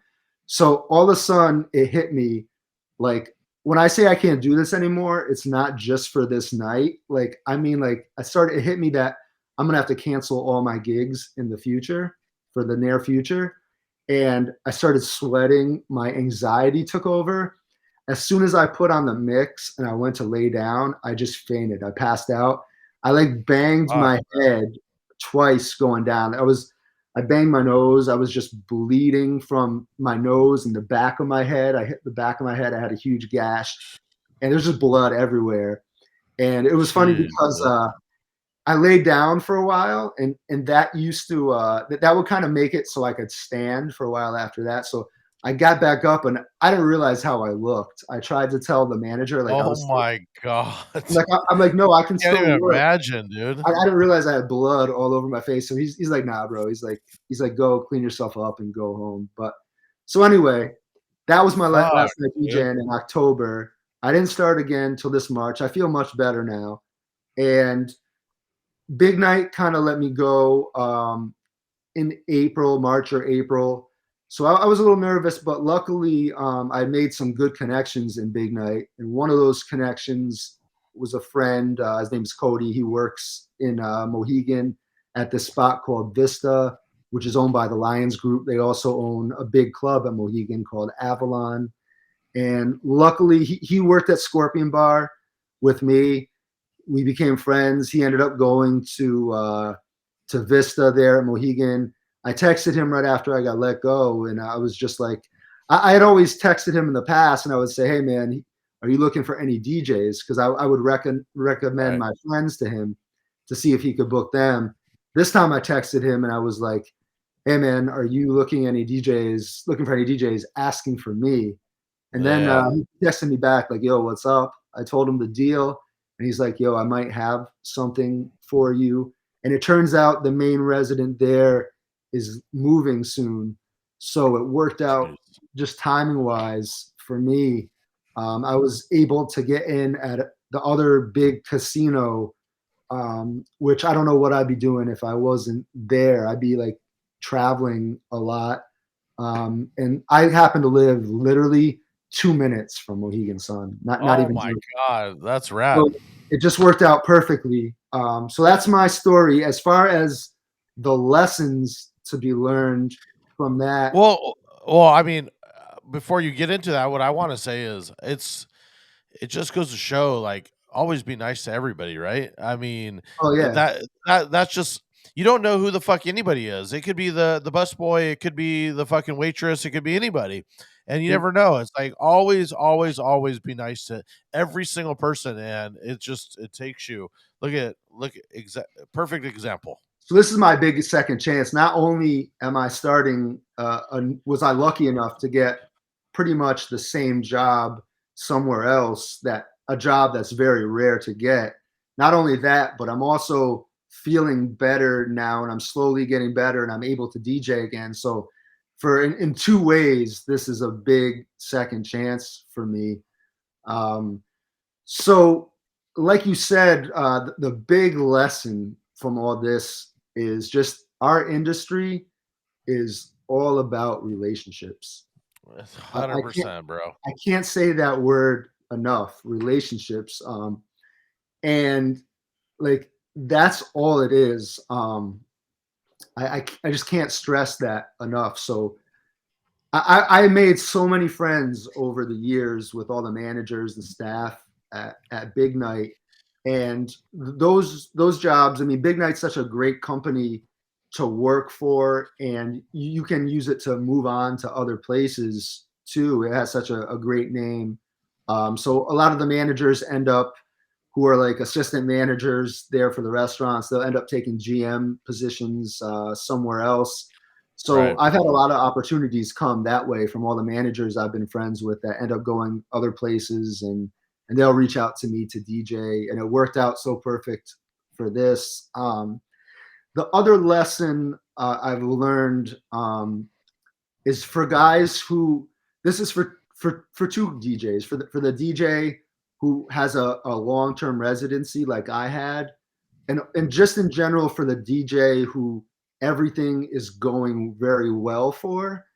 I've learned one, as for the residency, never put all your eggs into one basket, which is something that I did. So when it came time for me, when it came time for me to try finding other jobs, I had a lot of difficulty doing that. I never had the need for other jobs, and I just wasn't in position to do that. I had made a lot of, I had a mix CD series that I did regularly for every season back 2010 to like 12 or 13. That was very popular. I got a lot of jobs from that. And I always Right. get people still telling me that they listen to those old CDs. And I Yeah. should have never stopped that. I should have kept going online and making it downloadable, but I didn't. I kind of got comfortable with the company for sure. And I mean, there's a few DJs in our company that have used the company. The company's kind of made them a lot bigger. And BNEG definitely has the power to do that. And I was kind of hoping they would do that for me. It didn't end up happening for me. And I should have been grinding harder on my own, which I didn't do.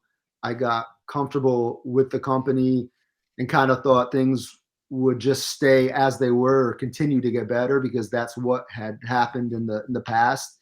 And that's on me for not working hard. So for any DJ that has a long-term residency right now, keep grinding. Don't ever stop. And I True, know man. not that I'm comparing myself in any way to being the Tiger Woods of DJs, but Tiger Woods, when he was at the top of his game, it was weird to me. He would always keep trying new swings and keep trying to better his swing. And it was like, dude, this guy's at the top. Why is he doing this? But it's like when things are going good, never stop. And I kind of did stop in some ways.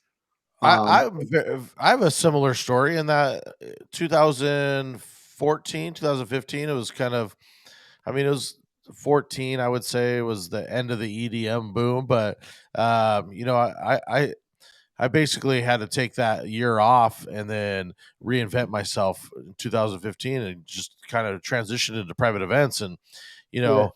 I would say I'm super in demand now because nobody can really do what I can do. Like there's not somebody that can do a club style of a wedding. And so I'm in a different market, but you always have to reinvent yourself. I mean, you can never be sale. It's What I know about Drew and his career is that Drew kind of got in with a good group of guys that are super entrepreneurial, and we've had a lot of them, actually all of them on the show so far, and those conventions that Drew has gone to, the DJ Collective, and Drew being able to play in front of such a large group of hustling entrepreneurs that have these giant wedding companies that are booking out, like we talked about earlier, 5 and 10 DJs at a time every weekend. Him putting himself in front of them and then hearing him play and like what he does, I think that was a big part of your career taking a different direction too, Drew. well, just always look at, we're all get comfortable, right? It's like Yeah. the money keeps coming, and like that's what I've always I relate this, and I might have mentioned this in a prior podcast, but my parents owned a video store, and I always relate it to, I always think back on that. They were entrepreneurs, and you know what fucked them up is Blockbuster came and literally pulled the rug underneath them, and they were like, "Wait, this was a cash cow. What happened?" And they just got it. So I've always thought in my head, like, you always got to be looking to next year and next year and the year after it. And so I feel for you. I understand what you went through because it is tough, and you do have to take a step back. And I think that's what the 2020 that you're talking about, you were able to actually like Yeah. look at what was happening, right? And that, I knew I needed to step up my game, social media wise. That's another way that I'm kind of to blame is I never took the pictures and the social media as I never put as much effort into that as I should have. One thing, to be fair, this is always my thing is that it's DJing in that way can be kind of a rich get richer thing where the guys who are already in the big clubs with the big crowds are the ones who already get the pictures and the videos, and those clubs have the photographers and they get all that dope Right. footage for Instagram. I wasn't getting that at the time. So Dude, you could have had a killer picture with your notepad up of your bio and the yeah. 15 people. That would have been I actually did post a picture once that another one of the servers at Scorpion Bar showed me. It was she had taken a picture of a girl. It actually was a busy night at Scorpion Bar, but there was a girl in the middle of the crowd reading a book while I was DJing. I don't know how we transitioned this, but I'm a giant fan of I love rock music, right? And I can imagine how awful it would be. Amazing and awful DJing all rock. So I'm just curious, like, how you pulled it off and without, like, I don't know. I don't even know what I'm asking, but I would love to just talk about how you did a rock club, you know? Yeah. I also will say that I think 2000, like when that started, is very different than now too. It is Like very DJ different wise. than now. How long did that last? And you said it's open format now, right? It when is did that open end? format now. It lasted a few years, maybe 2 or 3 years. Those were long years. It was only 2 or 3 years. It seems like it was a lot longer than that. And as far as how I got into it, it was I'll tell the abbreviated version of the story. You probably read it on my Facebook post. Is that I was DJing another club in Hartford. It was a mega club that a friend opened up, and he had told me he wanted me to play the same music AM played. And AM's kind of famous. He's famous for a few things, but he's famous for like that Wonderwall routine. And like, I remember like, there's like a beatbox thing he does where he goes into Sweet Home Alabama. And I've seen all his videos. So I played a lot of rock mashups. Turned out my friend had seen him play all house sets. So I got stuck DJing in the rock bar upstairs. That's where it all started, was in that club in Hartford. And that was very stressful for me, DJing. The first time DJing an all rock night. I did a lot of prep work, but I'd never done it before. I had no idea how it was going to fit together. Thank God at the time for Crooklyn Clan, because I played so much of that stuff. A big part, I wrote in a notebook all these rock songs, the year they came out and their BPM, to kind of memorize that. To me, the key with playing a new genre is you want to know when your songs came out. And it's like, if you're playing hip hop, you don't want to play MOP Annie Up and then go into Next Wifey or something like that. Those are both old school classics. So if you don't know music, you're like, what? I'm playing like an old school set. This should go together, but it doesn't by any means. So I wasn't really into rock. I was always old school reggae, old school hip hop growing up. So I had to kind of learn the rock. My first week doing it, I was so stressed out. I got a sty in my eye, which it comes from stress. It either comes from bad hygiene or from stress. I like to think it wasn't because of bad hygiene. I was very stressed, and I eventually became very comfortable with it. But the tough part was at that club and at Scorpion, I was doing I was doing every night there. There was times I was doing like Friday, Saturday at that club in Hartford. That club in Hartford led to me doing Scorpion. I was doing sometimes 4 nights a week at Scorpion Bar, all rock. And the thing that was the toughest, I had said this to JD. Well, there's a couple things. One, I said to JD, because JD was kind of my boss with the company. I was like, dude, like, because we didn't advertise it as a rock bar at Scorpion, and they got a good crowd in there that kind of would have preferred open format. I was always getting requests for Britney Spears from girls and stuff. I told JD, I was like, bro, like, I love playing at Scorpion Bar. I'm playing for a packed crowd every weekend, and I love the staff and everything. I don't want to say 10 years from now that I played music every Friday, Saturday night for people who didn't want to listen to what I'm playing. That was one thing I said to JD. I love theme nights, but I love theme nights when people are involved or interested, right? It's everything that you're just saying right now. They people get pissed. It's like, they didn't advertise it as really a rock bar or rock night. That's it just what was. always ruins it. Yep, that's what always ruins it, dude. And the other key is, once you break the rule, Like if Yeah, you were to play that request, fuck, yeah, there's no going back. Like yeah. now the floodgates are open. So you either Oh have yeah. to be strict, like, no, man, Drew and I did a TRL night together and it was like, they advertised it. It was great. And, we were able to stick to People the came plan because dressed up. that, yeah, Yeah. yeah, yeah. They had videos playing, like it was all in. But I can't imagine, like, if there's no advertising, you're the one that they come to. You're the first one. It's like, no, it's Rock Bar. You're like, well, fuck. Yeah. It's Care. like, listen, Play my bro, do you song. think that I would be standing up here doing this if it wasn't like, like, Dude, I remember one of my the funniest things that happened to me at Scorpion Bar. I remember it was very early in the night, like when I first got there. And remember, I'm there all the time, so I'm playing all different kinds of opening sets. Like I had so many that I had to make kind of to play there. I got there one night and I'm playing "Listen to the Music." Who sings that song? The old Shannon? no. This is a Oh, a the rock Doobie song. Brothers? The Yeah, Doobie Doobie Brothers? Brothers. Listen to the music. I'm playing like Yeah. that kind of stuff early. This Jersey Shore looking kid comes up to me and he's like, bro, he's like mad, like legit mad. He's like, bro, what the fuck are you doing? And I'll never Can you forget that. blame him?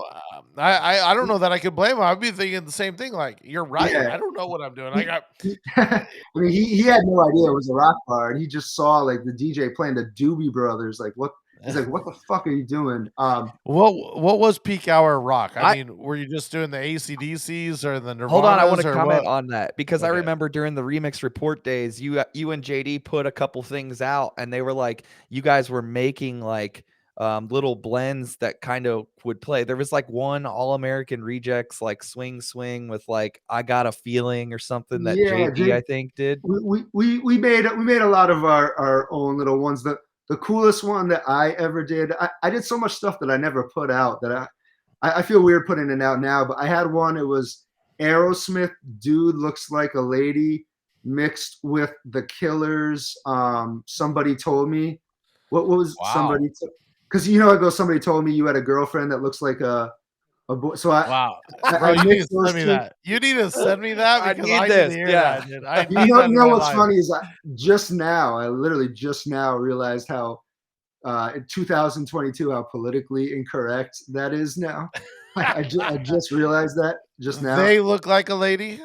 Yeah, well, it's them. Somebody told me he had a Them. boyfriend that looked like a girlfriend that looked Yeah. like something. Boyfriend, What is it? Oh, maybe, man. yeah.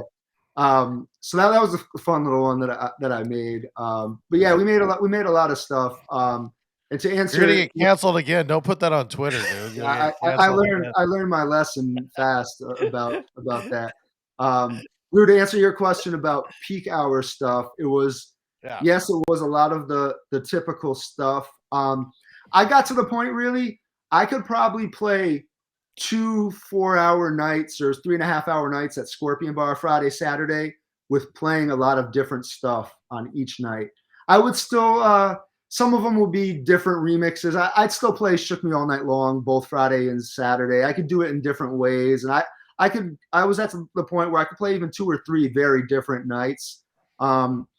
But it was a lot of the same stuff, and that's the one thing I would always tell people about DJing a rock night versus open format, like as it is now. As it is now, Jack Harlow, the Lotto or Lato, those are like the biggest songs right now. In another 6 months, it'll be something else. With rock, from the day that I started till the day that I ended, Jesse's Girl, Living on a Prayer, Shook Me All Night Long, Outfield, those were the biggest songs every night. Those were the biggest songs when I started, when I ended. Dude, it never changed. Shook Me All Night Long is fucking nails on a chalkboard for me. Like it's become like I hate that fucking song. I fucking hate that song. Because of what I did at Scorpion, all rock music became nails on a chalkboard for me. I was playing 4 nights a week sometimes, and now when I hear that like pop punk is coming back, and I still very rarely, it took a while before I could ever play rock music again after that time. Dude, I get it. and The yet scars remind like him that the I'm past is real. I'm a rock kid, man. I'm a rock kid, so I get Yeah. it. uh, I could see that. I mean, I like rock too. I think that playing it for that long and that many days in a row, I would get sick and tired of it too. It You know? really wore my very, very first night at Scorpion, which was kind of an audition. I remember I played Britney Spears' Womanizer, which was popular at the time.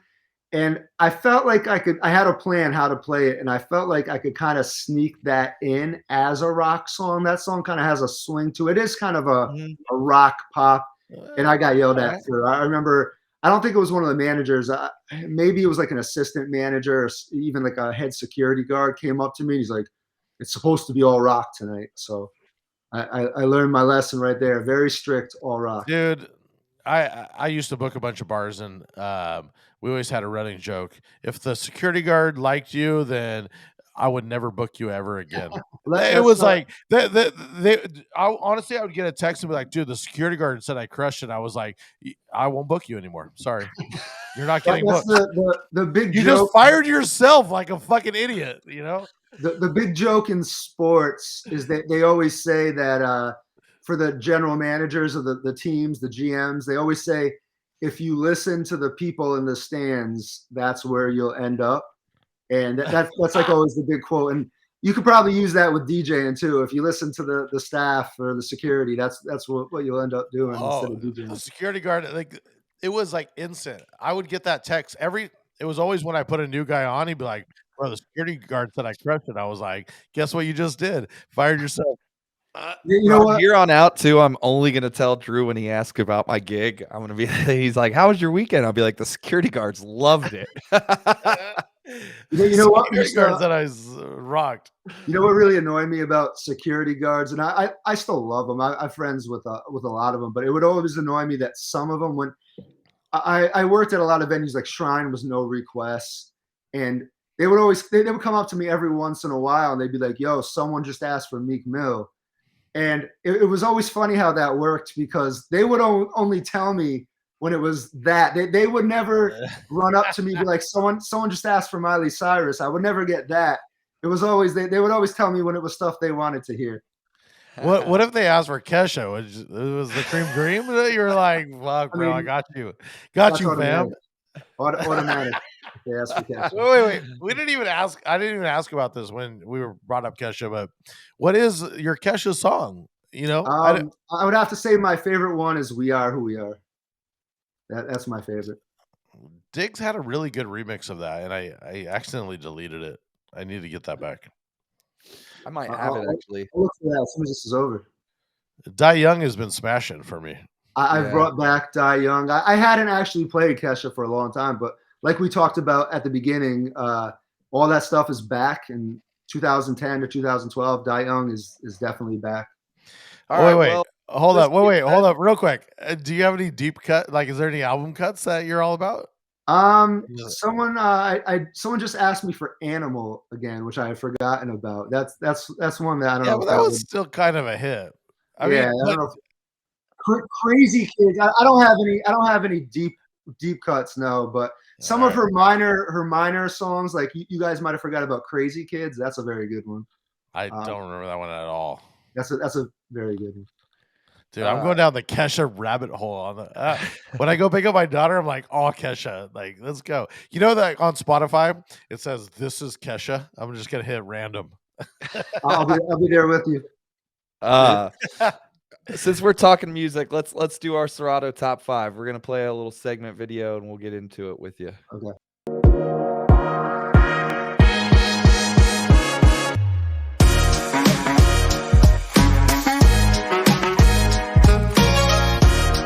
The Serato Top 5.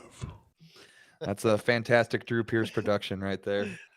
Oh my god! All right, so don't get mad at me. I'm definitely prepared for this because I have the answer kind of ready. But I assume with this, you guys mean to go in Serato and look at the top 5 most played tracks. I assume that's a newer version of Serato, because the version I'm on doesn't even have that. So I did put a lot of thought into this. Are you still on Scratch Live? Not Scratch. So I'm on Pro, but it doesn't. I think that's a newer update, I believe, because I looked. I 2.5. Yeah.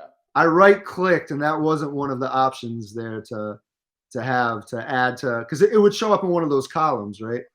Yep. Yeah. Yeah, it wasn't an option. So I did put some thought into this, and I'm not just giving you guys the obvious answers. I put some thought into what would be my top 5. And first of all, A Ladies has to be there. That's a record I play every gig at some point. I don't know when it was. There was a point where I realized, like, I always played an opening, and I'm like, this song goes over really, really well for an opening record. I need to start playing this prime time. So that's definitely peak there. hour. It is peak hour. It always gets played because it's such a.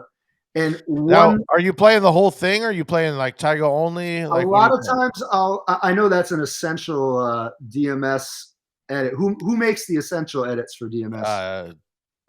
Well, DJ Donk did like a thing, but I think it's mostly Simo. Okay. Yes. So, yeah, we've retitled stuff and had some ideas, and they've kind of fallen off, or other people have taken the ideas, so we've kind of scrapped them and stuff like that. So those are really good edits. And I would play that one sometimes, or I play the original. I usually only let it go one verse. That was specifically DJ Donk. If it's labeled essential, that was DJ Donk. DJ Donk. Okay. Shout out to DJ Donk. Bad habit of mine is I always play the same song after A Ladies. It's if you were to do somehow, if they had that in Serato, you could find out the 2 songs you play most together. It would definitely be this. I always go from A Ladies to Travis Porter, Bring It Back.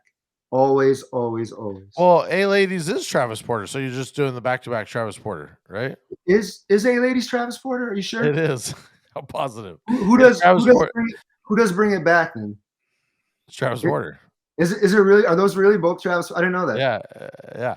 Travis Porter. Well, it's I only play the Tyga edit, so but it is Travis Porter, and it's Travis Porter featuring Tyga. And I didn't even realize those were both Travis Porter. I have the same problem with anything A Ladies. I always follow it up with Gas Pedal.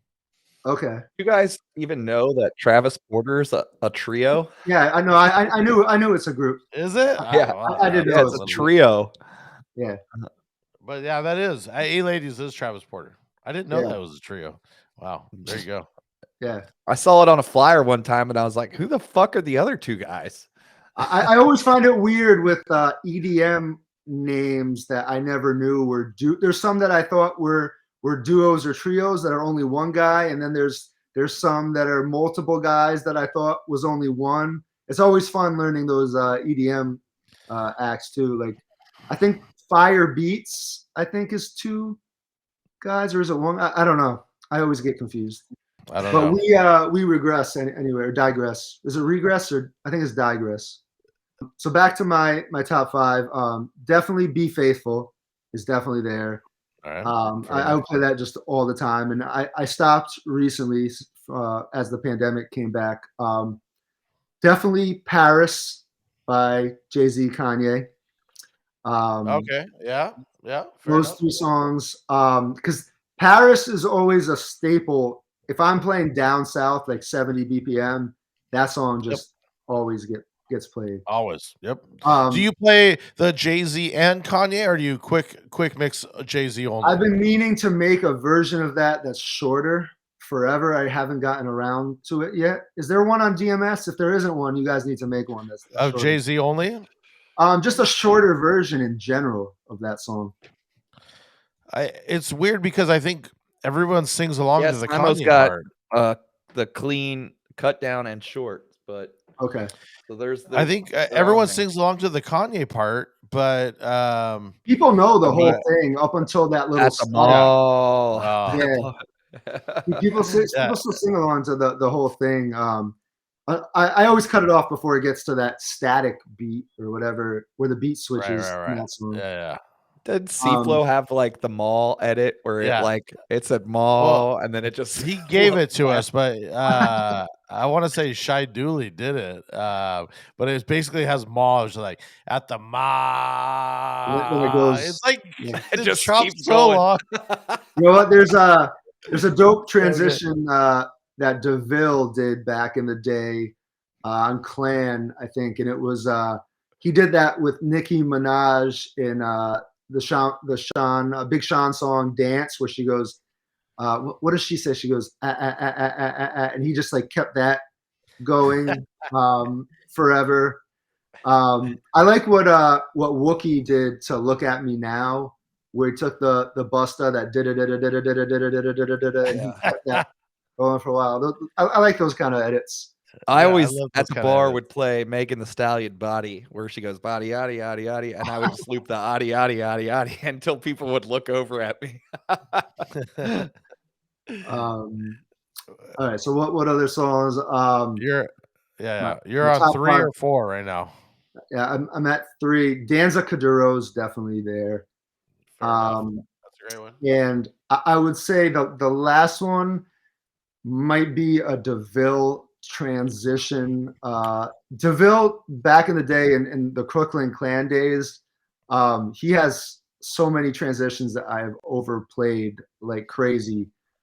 He did one. It's called "All I Do Is Party," which is that Nori chant. All I do is party. He just took that over and over, and he looped it for a bit, and it goes from 128 to 70, and I overplay the shit out of that one.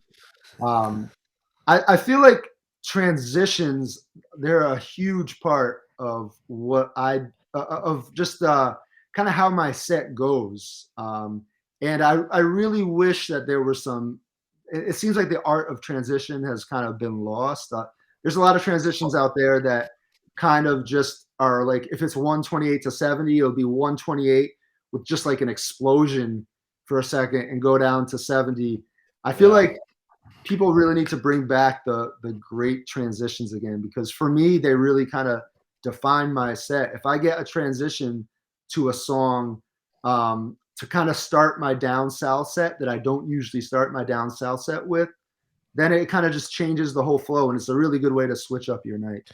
I stopped playing transitions. I saw this just goes to show that if you see a good DJ, you also need to see really bad DJs. And there was this bad DJ that I went and saw, and he was just slamming tracks, and it was crushing. And I'm like, it was after that set that I was like, I threw out almost every transition that I had.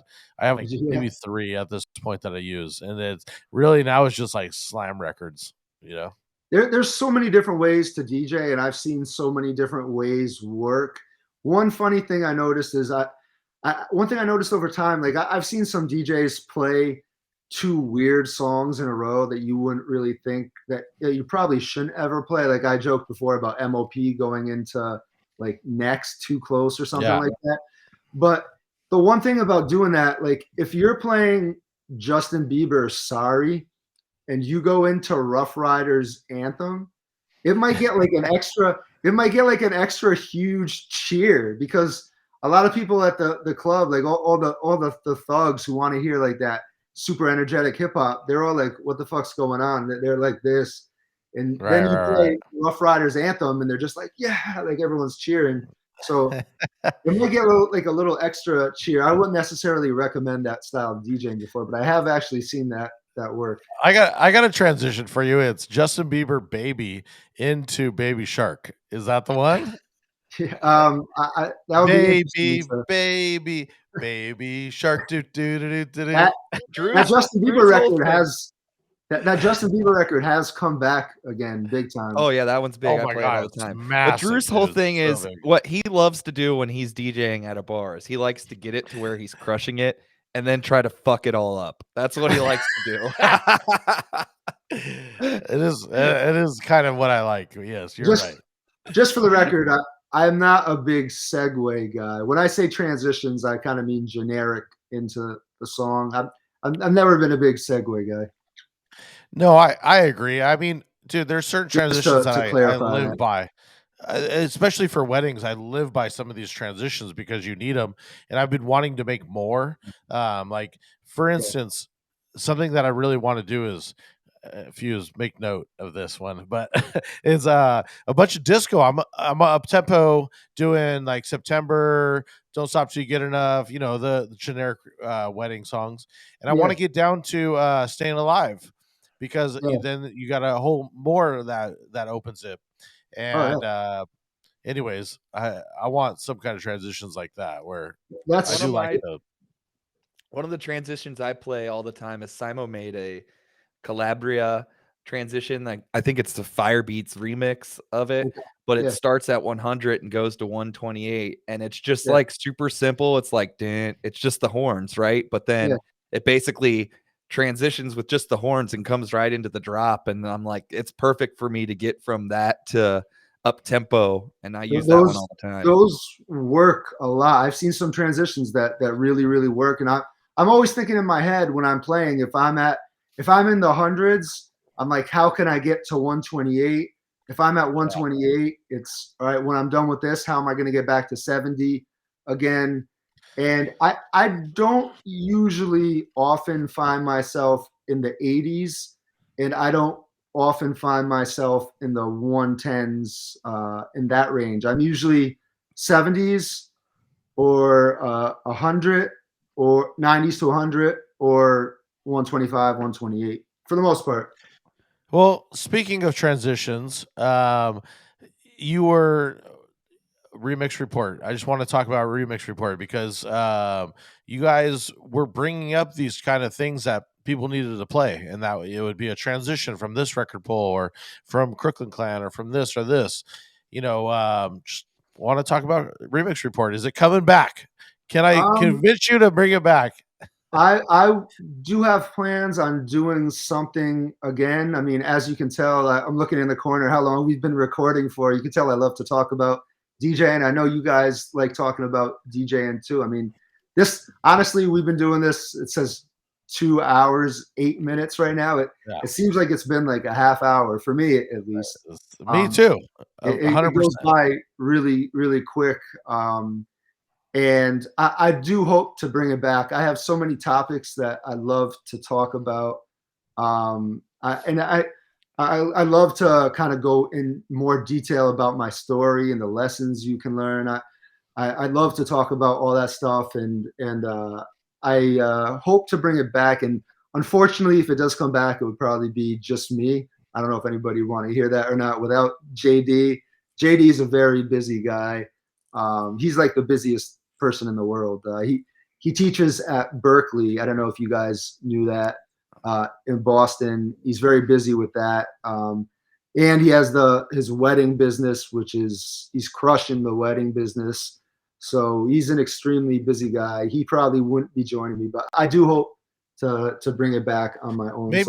Maybe explain to some of the younger DJs, because we do have a lot of younger DJs. They don't even know what Remix Report was. So me and Yeah. Fuse are super fangirling out about having Jay Spring on here, and Jay Spring was legitimately one of the early people that were on YouTube. And was it YouTube? Because I tried to find it. It wasn't on YouTube. We actually had our own website, but it was on YouTube, and I wish some of those videos I'm sure have gotten deleted since then. I wish we had known kind of what to do. I mean, like you said, we were very early doing the podcast thing, and I don't think the formula for success was written out. We kind of had to figure out things, and I know like Nick Spinelli, he crushes it on YouTube, right? That's where most of his views are. I think that's his bread and butter is YouTube, and Yeah. and we had our own website where we used to post the videos. I think we used Vimeo, and from Vimeo it went to our site. But because YouTube There's a hates ton on fun. YouTube. They would have. You guys there? have a whole remix channel. It's called Okay. Remix Report. We'll link it in the comments, and you guys have Okay. a bunch of videos on there. I wasn't sure if they were still up there or not. Yeah, some of them could be muted, in certain parts due to like copyright stuff. But yeah, But as far as for the younger viewers here right now, Remix Report was just, I mean, it's what this interview and this show, what you guys do, It's talk. We called it Remix Report, where DJs talk shop, and that's exactly what we did. We just talked about songs, how to play them. It all started. We're just like with questions like, what do you play after Be Faithful? Like that was like a popular Right. question.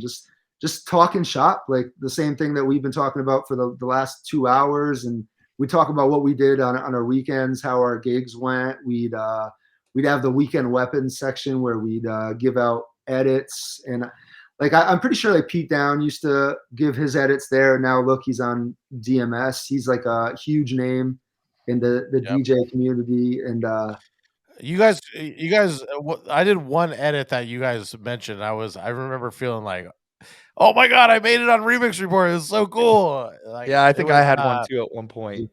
Yeah, I Yeah. can't remember what edit it was. I want to say it was like the No Diggity. It was like the reggae, which makes sense because you're a reggae Yeah. head, but it was like the reggae redrum of Yeah.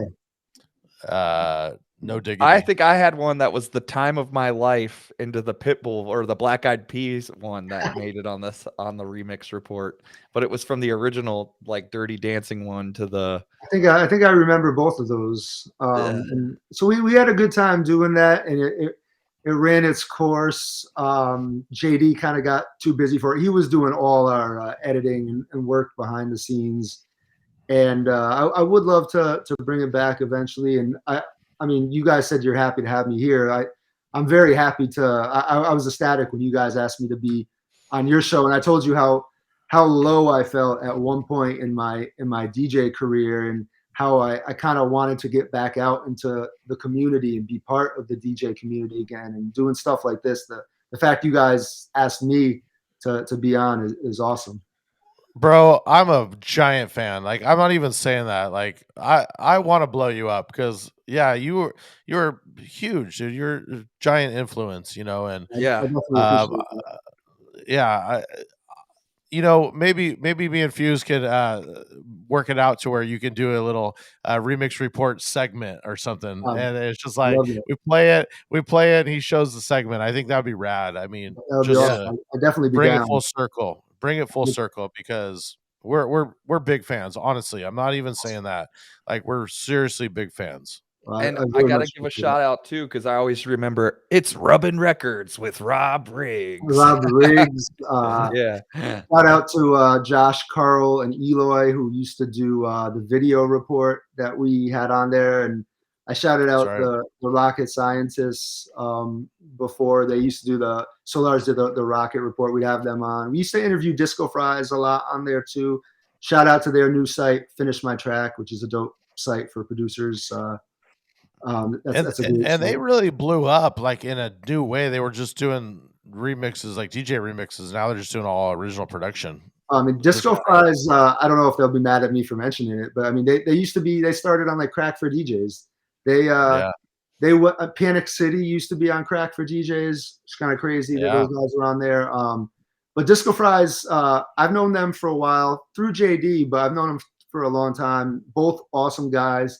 And they both went to Berkeley with JD, and that's how we kind of knew them for a while. Good friends with them. They're awesome guys. And if I haven't given JD an official shout out, I've obviously mentioned him a few times. Huge shout out to JD, obviously. Yeah. Shout out JD. Maybe we can convince him.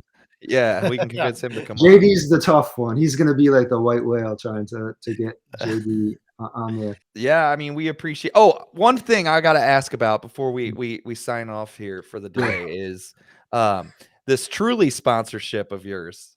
Okay, yeah, Truly. How did that truly come about? It's well, you're not going to see me like on their Super Bowl ad or anything. It's not quite at that level. It's not us with Liquid Death level. It's us with Liquid Death level where they ignore us and we still promote them.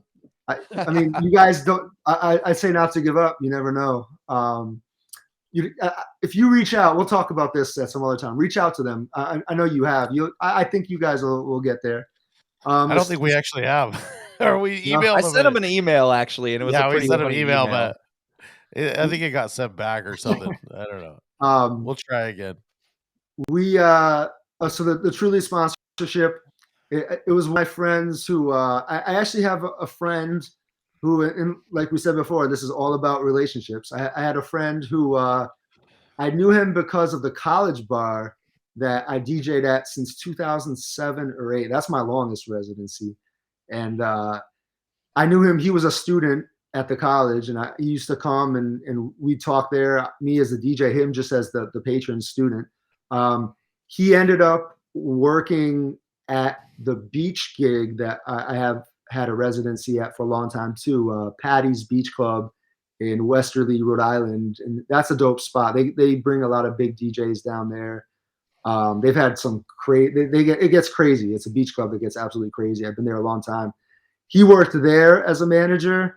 Then he ended up working as a manager at Scorpion Bar too for a time before he ended up working for the Boston Brewing Company, which is behind Sam Adams and Truly. And I don't know if they do Twisted Tea. I don't know if that's their thing. He'll be mad at me for saying that if it's not. But they're a big company and he works for them now. He's out of the hospitality industry and now working for them, which I don't think that's considered the hospitality industry anymore. He's with the brewing company. And so he hooked me up with the Truly sponsorship. He sat me down one day, asked, I didn't even know what Truly was at the time. It was kind of when they were getting started. And he signed me up. I get all the Truly I want. My fridge is Really? with Truly.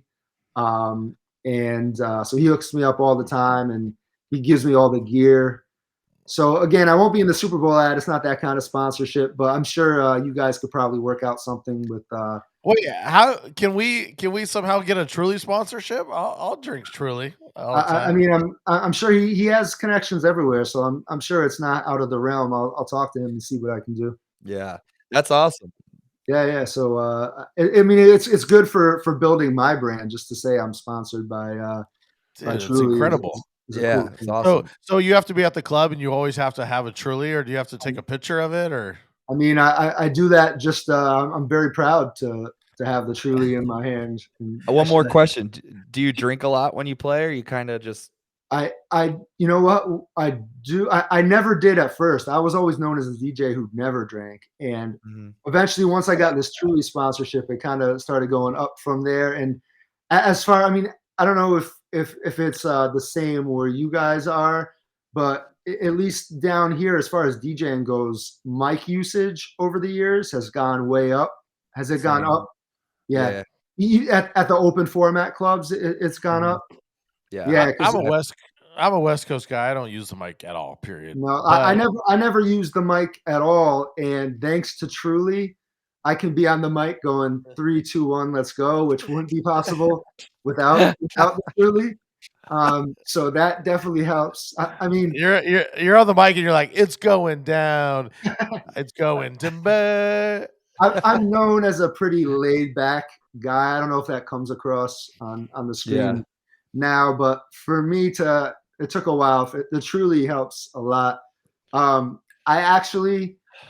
have my sponsorship. Maybe I shouldn't say this, but I haven't had a sip of alcohol since August. I told you guys I got injured. So I'm still on a bit of medication. So I actually haven't had alcohol in a while, but I need to start getting off these meds so I can restart that again. Yeah. So before we take off here, why don't you tell everybody where you can be found on social media? So Instagram, Twitter is they're both DJ J Spring at letter D, letter J, J Spring, and then Facebook. Does anybody even mention their Facebook fan page anymore? Dude, I want to delete mine. I'm so pissed that I changed mine to have my DJ Drew Pierce is the Facebook. I changed it off of it. I'd just rather have the personal one. The Facebook one. Yeah, I mean, I stopped posting as much on my Facebook fan page, and I mean, you guys know how the algorithm works, so it's all about your personal page if you want any reaction at all. Also, shout out to my little side project, J Spring Reggae, which I took a break from. While the toughest thing about being injured, besides not being able to DJ out, was the fact that I couldn't really stand or sit. So I couldn't even work on music the whole time I was out, which was the tough thing. So I had to take a break from my side project, but Instagram, J Spring Reggae. I'm gonna get that going again soon. Well, thanks for coming on the show. We really appreciate you taking the time I to can't thank you guys come enough through with for us. having me. And And we'll definitely do stuff together in the future. I'm definitely down. Okay, awesome. And thanks for everybody that's listening. If you've been listening to the show, make sure you like the YouTube page if you're watching. If you're on Apple Music and you're listening on the podcast, make sure you subscribe and follow the podcast and save those downloads so they auto download. Make sure you comment on the videos, all that good stuff. We love when we get the snaps and I don't know why I keep calling them snaps, but the Hit the Instagram story. challenges. Hit the challenges. We got Yeah, all right. We got the low, the Conga the Florida, challenge, Florida low. Florida challenge, low challenge, Kokomo, and chicken fried that Fuse hates. Yeah. And just to reiterate really, really quick, if you learned anything from this, no matter how good things are, do not get complacent. And it's all about relationships in the industry. Make sure you have good relationships with everybody. Those are the two things that I can't stress enough, that if anybody watched this, that's what you need to take away from this. All right, there it is. So thank you guys. Until next time, we'll see ya. Shout out to the punks. See you later. Peace.